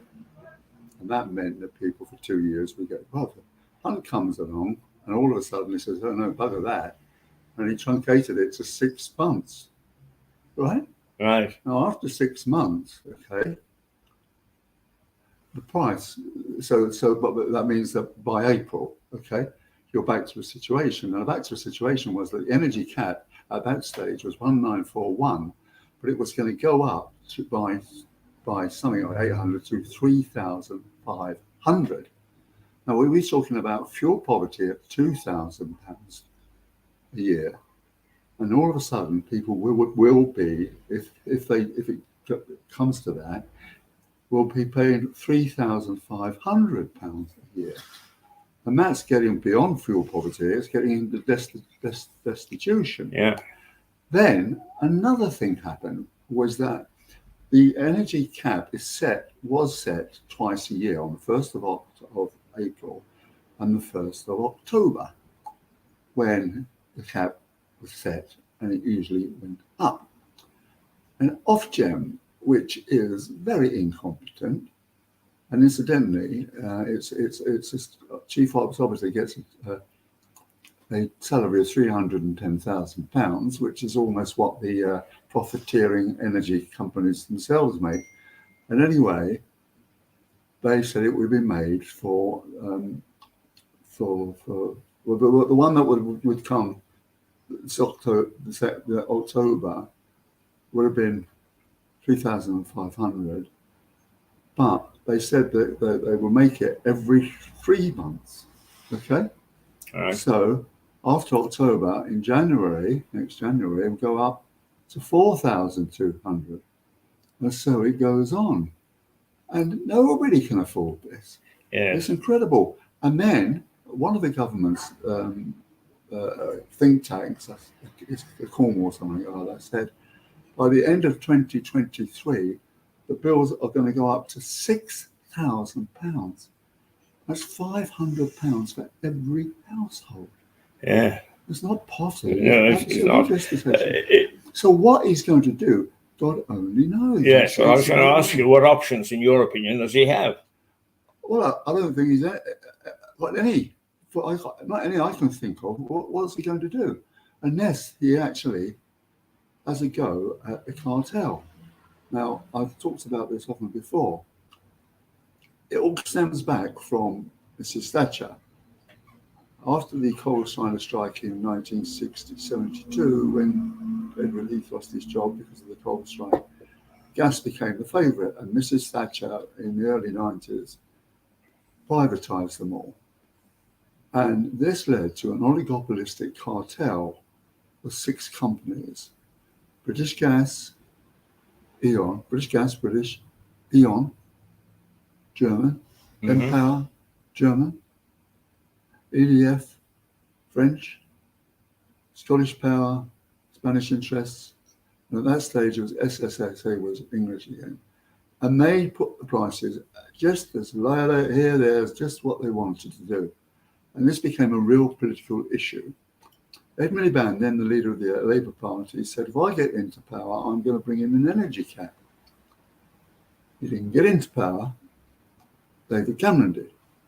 But he was spooked by the idea of an energy cap, and he asked his Competition and Mergers Authority what he should do. And they, after a lot of messing around, about a year, they said, yes, the consumers being ripped off to the tune of £1.4 billion. What you should do is get cheaper suppliers. But of course, there weren't any.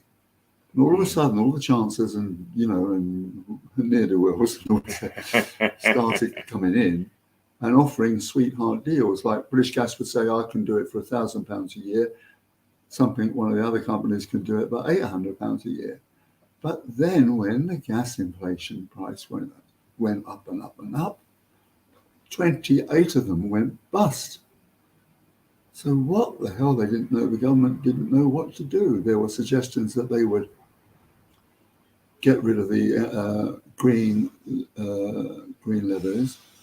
Secondly, they would get rid of that, and that would help sort of. And then that still wasn't going to be enough. So then they had what they called a contract for difference. Most people doesn't know what that means, but what it means is that the company does a deal with the government about what the price should be.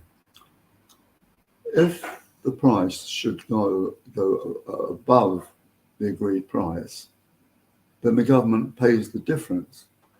If it goes below the price, then the company pays the difference.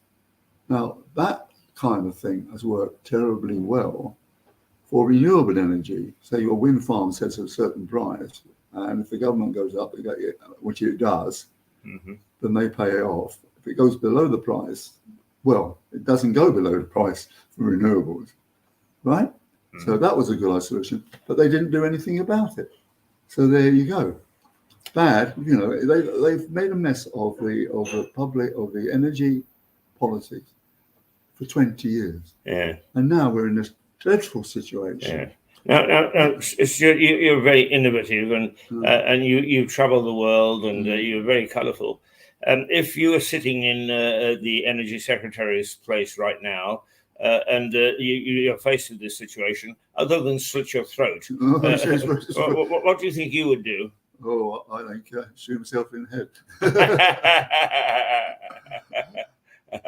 I know what they're going to do. See, what the thing is, this cartel, when the gas price goes up, they get this money, right? And they're supposed to spend it on buying the gas, right? Which is expensive, or investing in new pipes, right? Mm-hmm. But they pay themselves unbelievable salaries. I mean, look, I'll give you an example of this. The British Gas in January this year, they paid from January 1st this year to the end of June this year, they made a profit of £1.3 billion, right? Yeah. And they used some of that money to pay for the gas. But the chief executive of British Gas, Chris Shea, got a salary of £2 million a year. And all of the other 5 of the cartel got at least £1 million a year. And God knows how much the shareholders got. It's an amazing amount.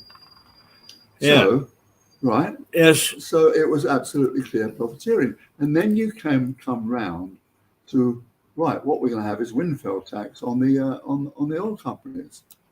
Okay. And it came up recently that BP had made a profit of £8 billion in the first 3 months, or maybe it was 6 months, okay? Right. And they thought they've already taxed at 65%, so they should be taxed some more.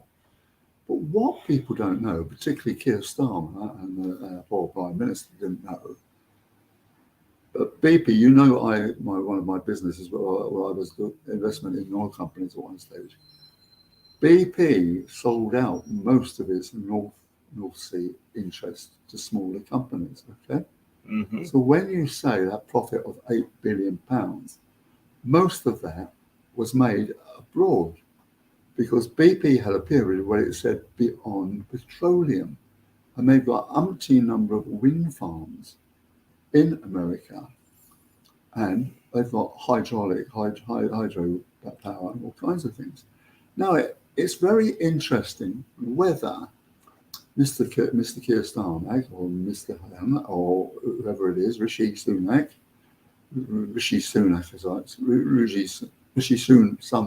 Sunshine. Is he aware that they might not be able to tax BP from their abroad activities? Well, See, I mean, actually, Keith, I wasn't. As Michael Caine, tell us more. As Michael Caine say, not many people know that. Explain that to you. What? You can't invest from abroad. Well, you can't tax it. Look, what I'm saying is that BP, they say we would have a windfall tax on BP because they made such a huge profit. Right. But most of that profit was made by their activities subsidiaries overseas. So yeah, and we can't tax those. Well, I don't know. Do you know? No, I don't. No, I don't think the Prime Minister knows. Yeah. Oh. Stuart for local MP. For local MP. Yeah, right. No, you'd have them soon sorted out in Westminster. Yeah. So, but I mean, essentially, we're making light of it. But it's a pretty nasty scenario, is it not? It's horrifying. Look, you know, people are going to die this winter. I mean, the National Weather Centre said that this is going to be the coldest winter in decades, right? Yeah. And you know, people are really. Yeah, I'm going to need the heat. Oh, you're in it. Well, they're going to. Yeah. I mean, people are sitting on buses and sitting on trains, aren't they? Just to keep warm. Well, you know, there was a definition of fuel poverty. After you spend everything else, you have to fuel poverty. You've got no money to pay the energy bill. Yeah. You're in fuel poverty. Mm. I mean, and also people are going to be dying this winter. Do you want to ask me a question? No, listen to what you're saying. Oh, yeah. Are you online? No. Yeah. No. Yes, we are. We're live. Are you? Yeah. Nobody's listening with them. No, but 3,000 of them out there. I don't know anybody that's actually put their heating on properly yet. Really? Yeah. Oh. Yeah. Well, What's your reaction to that? Well, they must. I don't know. What Jane has said is the beautiful lady that greets us in the morning. Do? Nobody's put their heating on properly. I know why. Because it's not been cold. No, I know. Because they bought 10 hot water bowls. It hasn't been cold. No, exactly. Yeah, exactly. So how can, this fuel poverty and people can't afford to eat and, put their heating on or eat, I just don't understand it. It's been as milder than ever. Was it the mildest November in records? And still is, yeah. And people are, I don't know, I don't understand it myself. Well, we're talking what's to come, though, Jane. What's to come? Yeah. Well, they just have to That's a good point, though. That is a good point.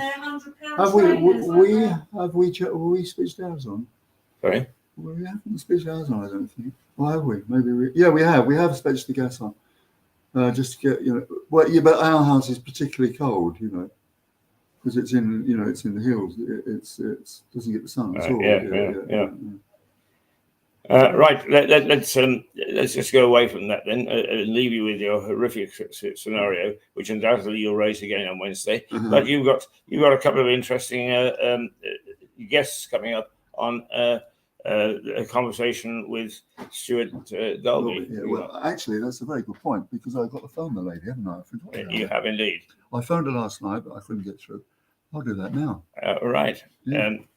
See, he's got them lined up. He's so popular. Got them lined up.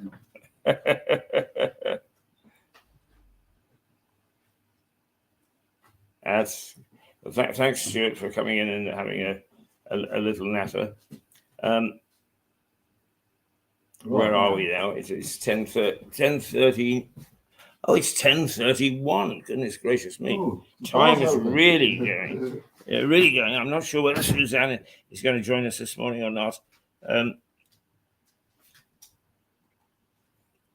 I think she said that she was going to the West Coast this week. While she's got good intentions of getting us getting in touch with her while she's on her travels, it sometimes has proved difficult. So it may be that that she's finding it impossible, because the further west she goes, the more problem actually has the time change. If she's in Vancouver, for instance, it's 8 hours. So what does that mean? Make it now?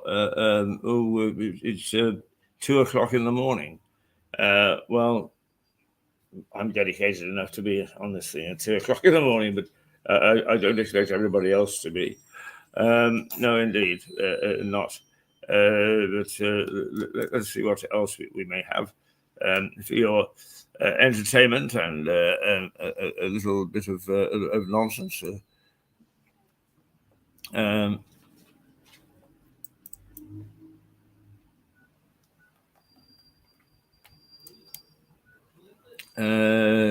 Well,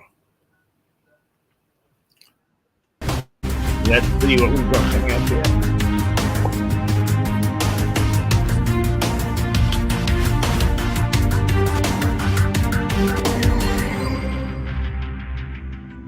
Lewes is a very historic city. It has more history on its main street than many other towns in the UK. We tell some of it. Welcome to Mirador.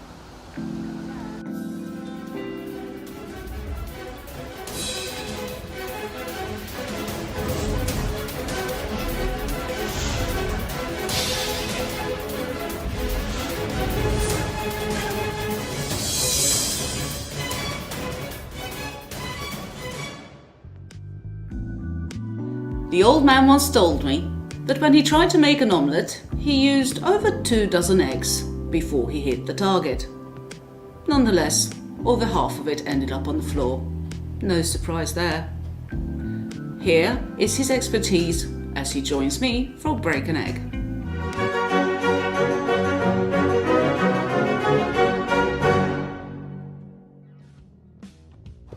Hello. At last I've caught you asleep. Yeah, you're always trying to show me asleep, aren't you? Hey? It's too early. Go away. Oh no, we've got work to do. We're taking Break an Egg from Grange Park this week, and it's a nice place to fall asleep. And here I was thinking I could get away from you. Get away. You can have this back. Oh, you right. need it more than me. Well, I must say that I got a haircut coming tomorrow, but for the moment I'm going to cover up, I think. Correct. You just don't want anybody to see that I'm bald and grey, and all because of you. I think people can see that anyway, don't you worry. They've known you long enough in this town. You know, one of the interesting things about this park is, you've got two young children. It's a great park for coming and having picnics and things. Indeed. Yeah. It's quiet. It's large enough for them to run around. Very good. And that's how you see it. Yes. Well, believe it or not, particularly at the time of the conquest, this was underwater. Wow. This was an archipelago of small islands, and the priory, which was founded in 1079 by the first lord of Lewis, William de Varenne, and his wife Gundrada, is that the deed mentions that they are granted, the priory is granted an island over there. Are you sure it was 1079? Well, some people debate it, but it's certainly 1079 or 1081. I remember it well. Clearly not that well. I'm pretty sure it wasn't that year. Just over here, there's a river called the Winterbourne. Indeed. Well, I mean, now you would call it a stream, right? Not much going on there. No. Until winter. Then it rages a bit. Yes. But that river was big enough for barges to travel up to the priory and unload various goods and so on. Unbelievable. Yeah. And I would think that the slate from this the cladding, which used to be on the priory from this mansion here, probably came up that way as well. So I think it's Welsh, or it certainly didn't come from locally.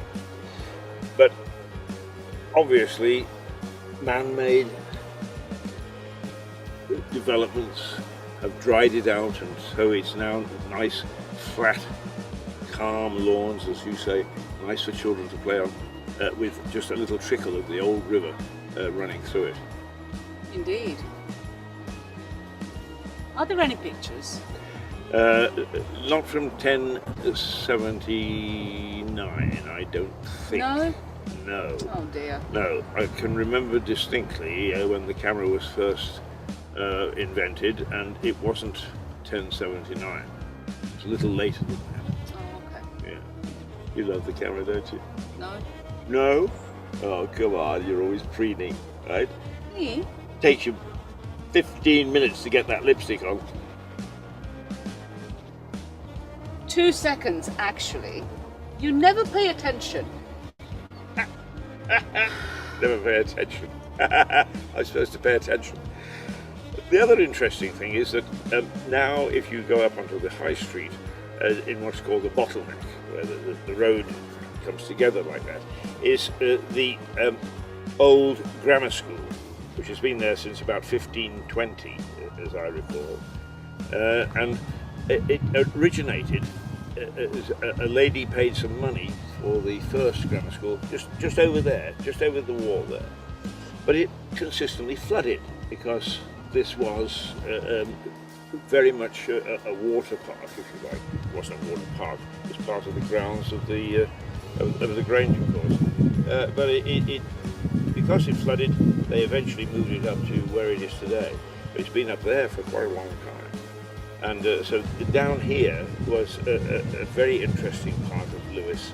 And some people say the little area of Southover is over there. Now, why has it got its own church? Why has it got its own pub?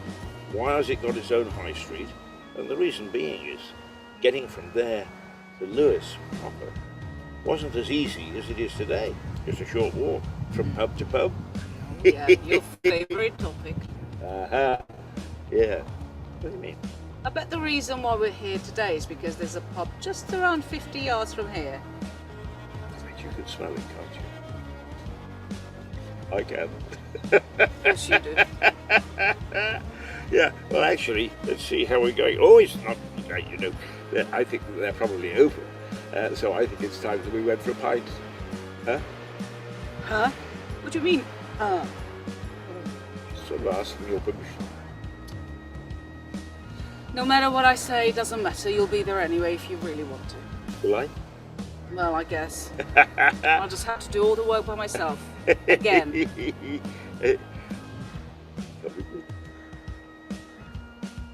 Will I get a Bloody Mary? If you pay. Oh, for goodness sake. Is it payday yet? Well, I never have any money, as you know. I'm a bit like royalty. Oh, did you say royalty? I did indeed. Oh, okay then. That's all right. No comment. But Annie, you come from outside Lewis. I've been here for 30 years. But some of the things that you actually find here from a historical point of view, do you find that you enjoy them? Do your family enjoy them? Do your children enjoy them? Your mother lives with you. Does she enjoy them? Yes, indeed. I love the history of this town. It's a lot of culture. And a lot of restaurants. Ah! Well now, one last thing before we go, because we will be talking food and drink on this programme throughout the week. But the Priory actually owned some of the pubs and the inns in the centre of town, right where the White Hart Hotel is now. And they were known throughout England for being excellent for food and excellent for wines. And that was the monks that owned them. So there's a lot to be said for the churchy type pubs and so on. Indeed. You like churchy type pubs? I just like pubs. I was going to invite you to come to church with me. Church? Okay. With you? Okay, I'll invite you just to the pub. I'm still not entirely sure how they let you in the church every Sunday.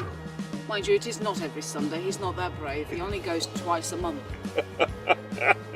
Secrets. Anyway, if she'll get off my back long enough, we will go back to the studio and we will present hopefully a nice lively mix of programs throughout the day for you. And then we may come back here tomorrow morning, because it is a lovely place. We are expecting a heat wave.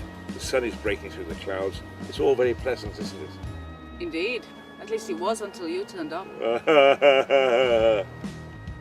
back to sleep. Thank you. But is that you telling me you're going to leave now? I may. Please do. Goodbye. Can't get anybody to work nowadays. Can't get the staff.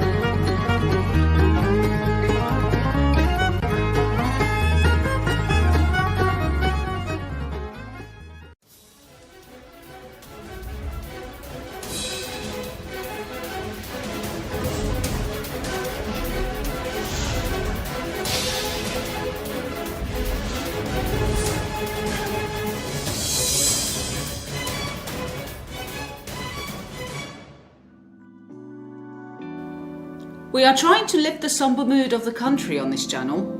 However, there are certain issues that need to be taken seriously, and when it comes to them, the old man has a short fuse. Just listen to his next rant.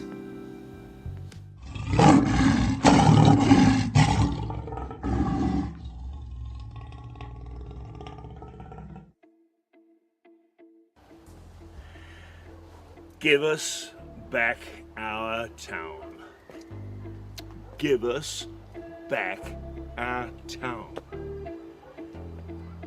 Lewis, 2 or 3 years ago, combined its civil service, if you like, its executive, not its political arm, not its elected officials, but the civil service, the people that actually run the city, run the town, combined with Eastbourne.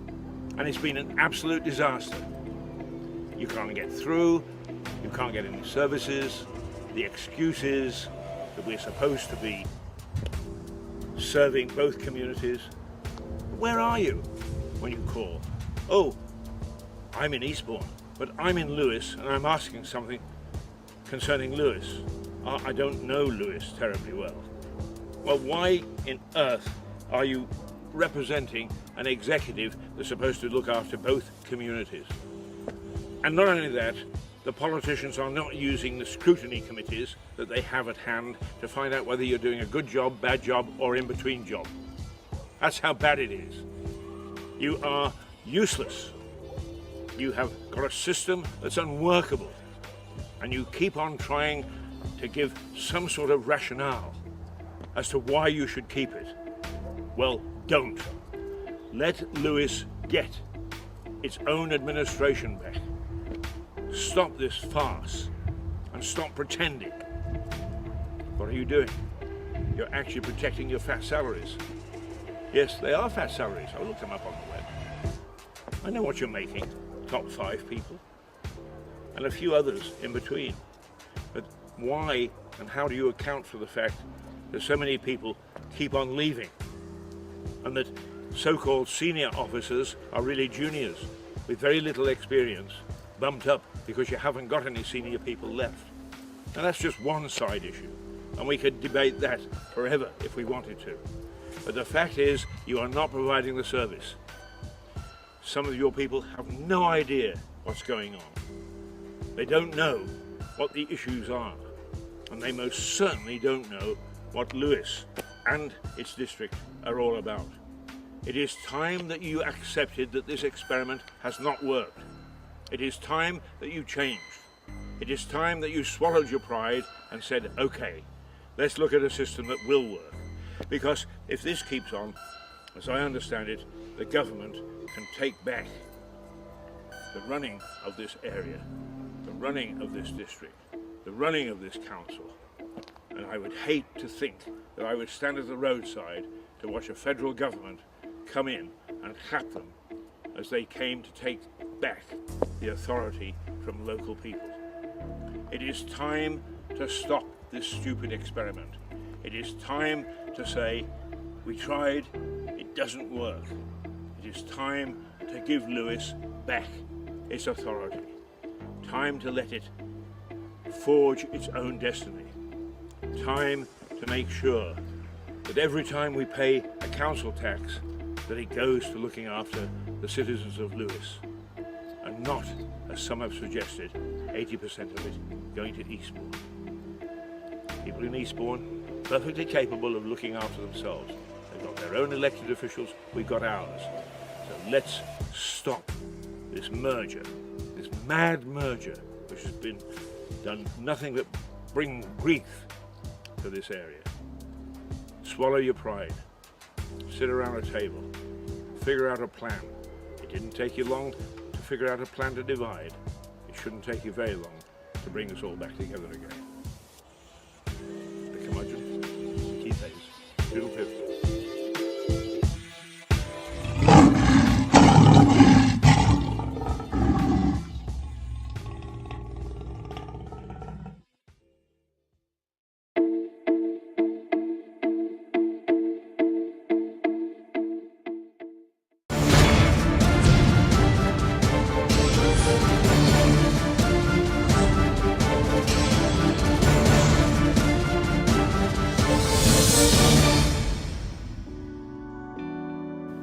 The new government planning regulations are causing some concern around Lewis, and Stephen Catlin is one of the skeptics.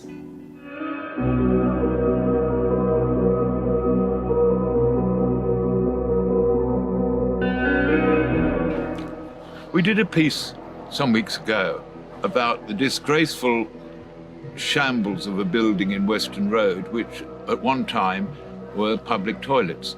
And I did suggest that they could be demolished, rebuilt on a footprint a third the size, with much needed social housing above, alongside and behind, because the site is larger than just looking at it would lead you to believe. I am very pleased to tell you that the District Council has responded to 8 years of constant badgering by me and is now working on drawings for the site and the scheme, which should be ready for inspection by the second week in November. That is the power, not perhaps so much of the press, but of Mirador television. This is what we've achieved. Thank you. Of Garden Street and Southover Road in Lewes, where overgrown almost as much as the site is this notice board showing the sale as agreed. I suspect, but do not know for sure, that agreed is subject to planning. This is the point of today's lecture. Planning was refused. The developer made an application in 2018.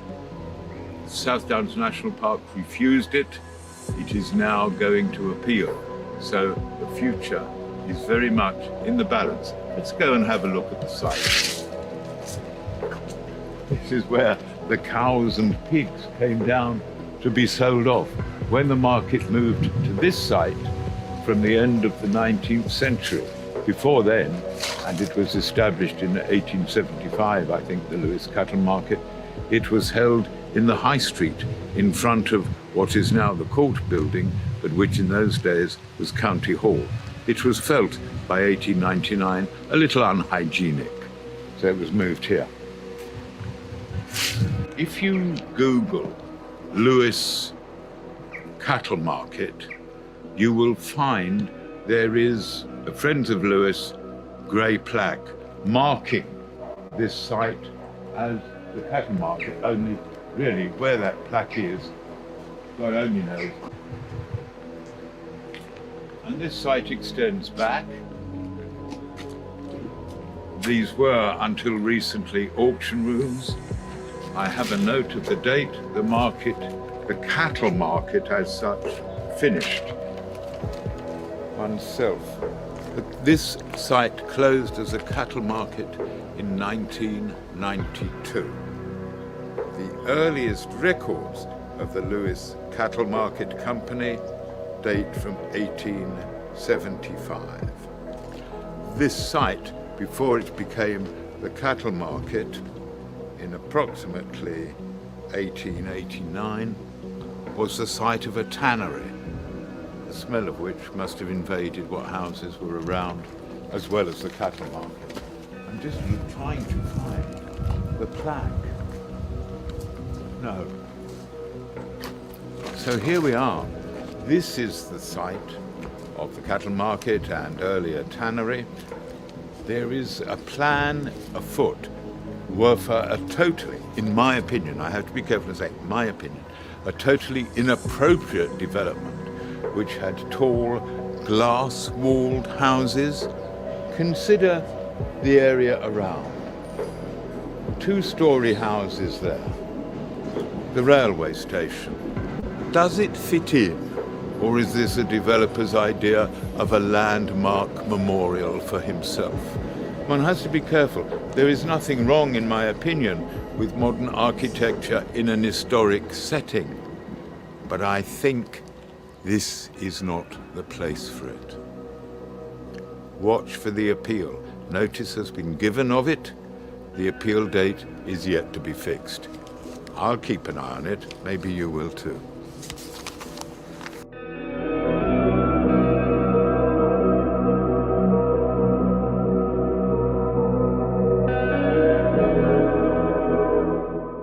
This is the end. You can just see a grey lamp standard.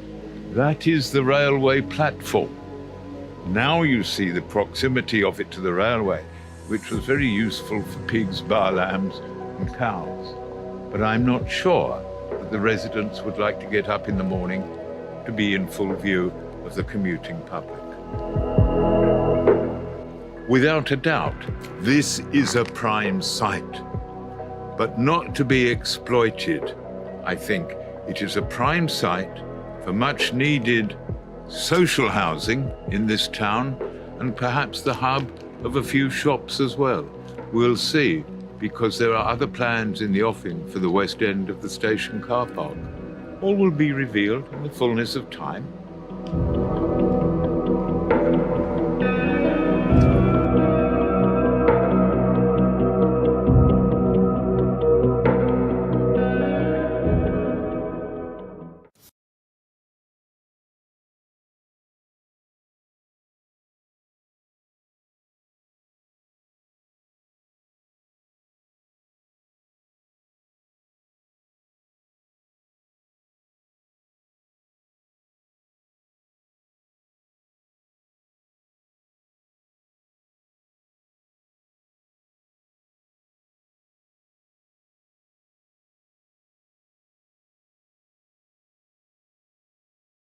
You can't hear me if I don't have the mic on, can you? That was a look at the past with the very talented Annie Verrill there. Hope she's doing well. Very talented young lady, and she'll go far. But it just shows you what Mirador and small scale television can turn out. Apart from me. Now we were hoping to get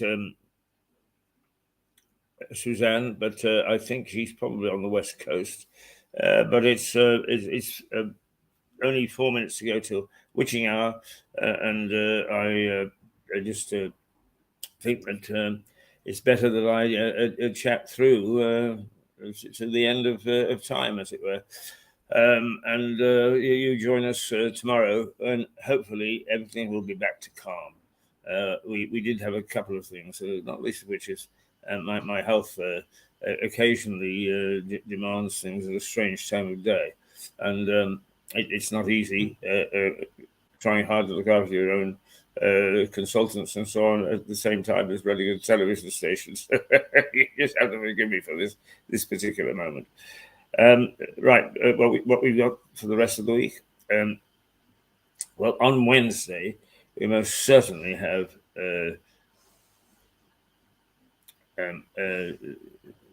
Stuart with his, I think probably with one of his interviews, but also with a further update on the energy situation, which, to be quite honest, is I meant it when I said if I was the energy secretary, you chaps, isn't it? I would be sitting there with a razor, looking at it and thinking, should I or shouldn't I?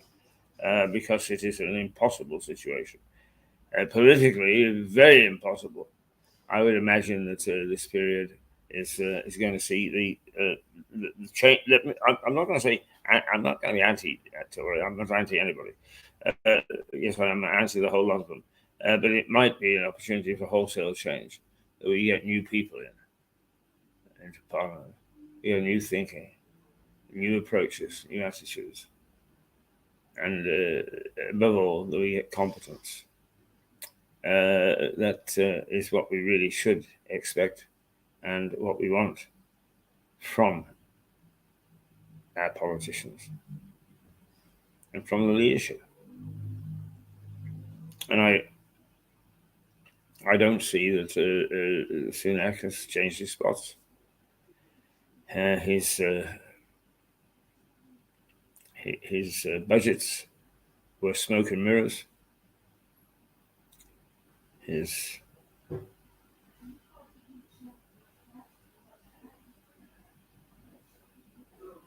budgets were smoke and mirrors. Let's just leave it at that. And I hope that he doesn't bring that to his sovereignty over the country during his tenure as Prime Minister. How long will it be? Who knows? The runes don't look good. The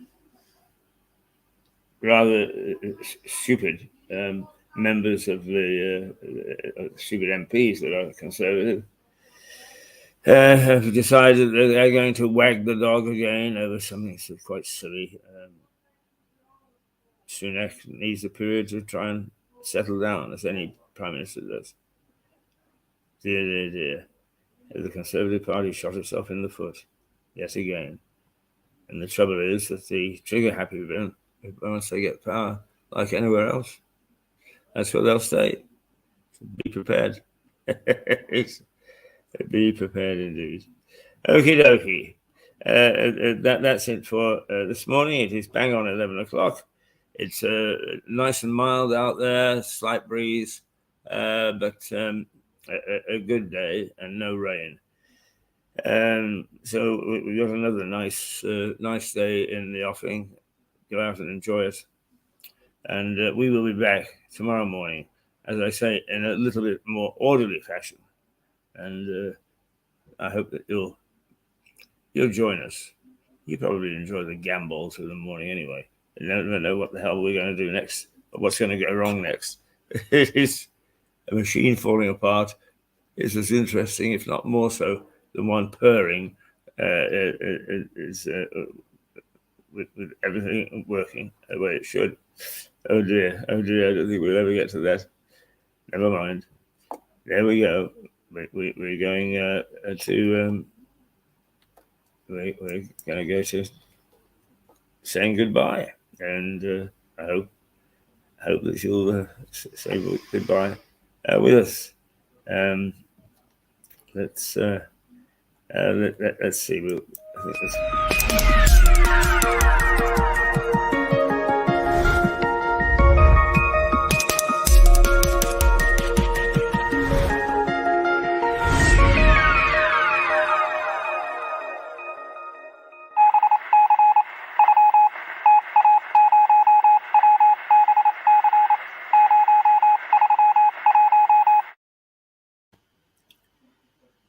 Toodle pip.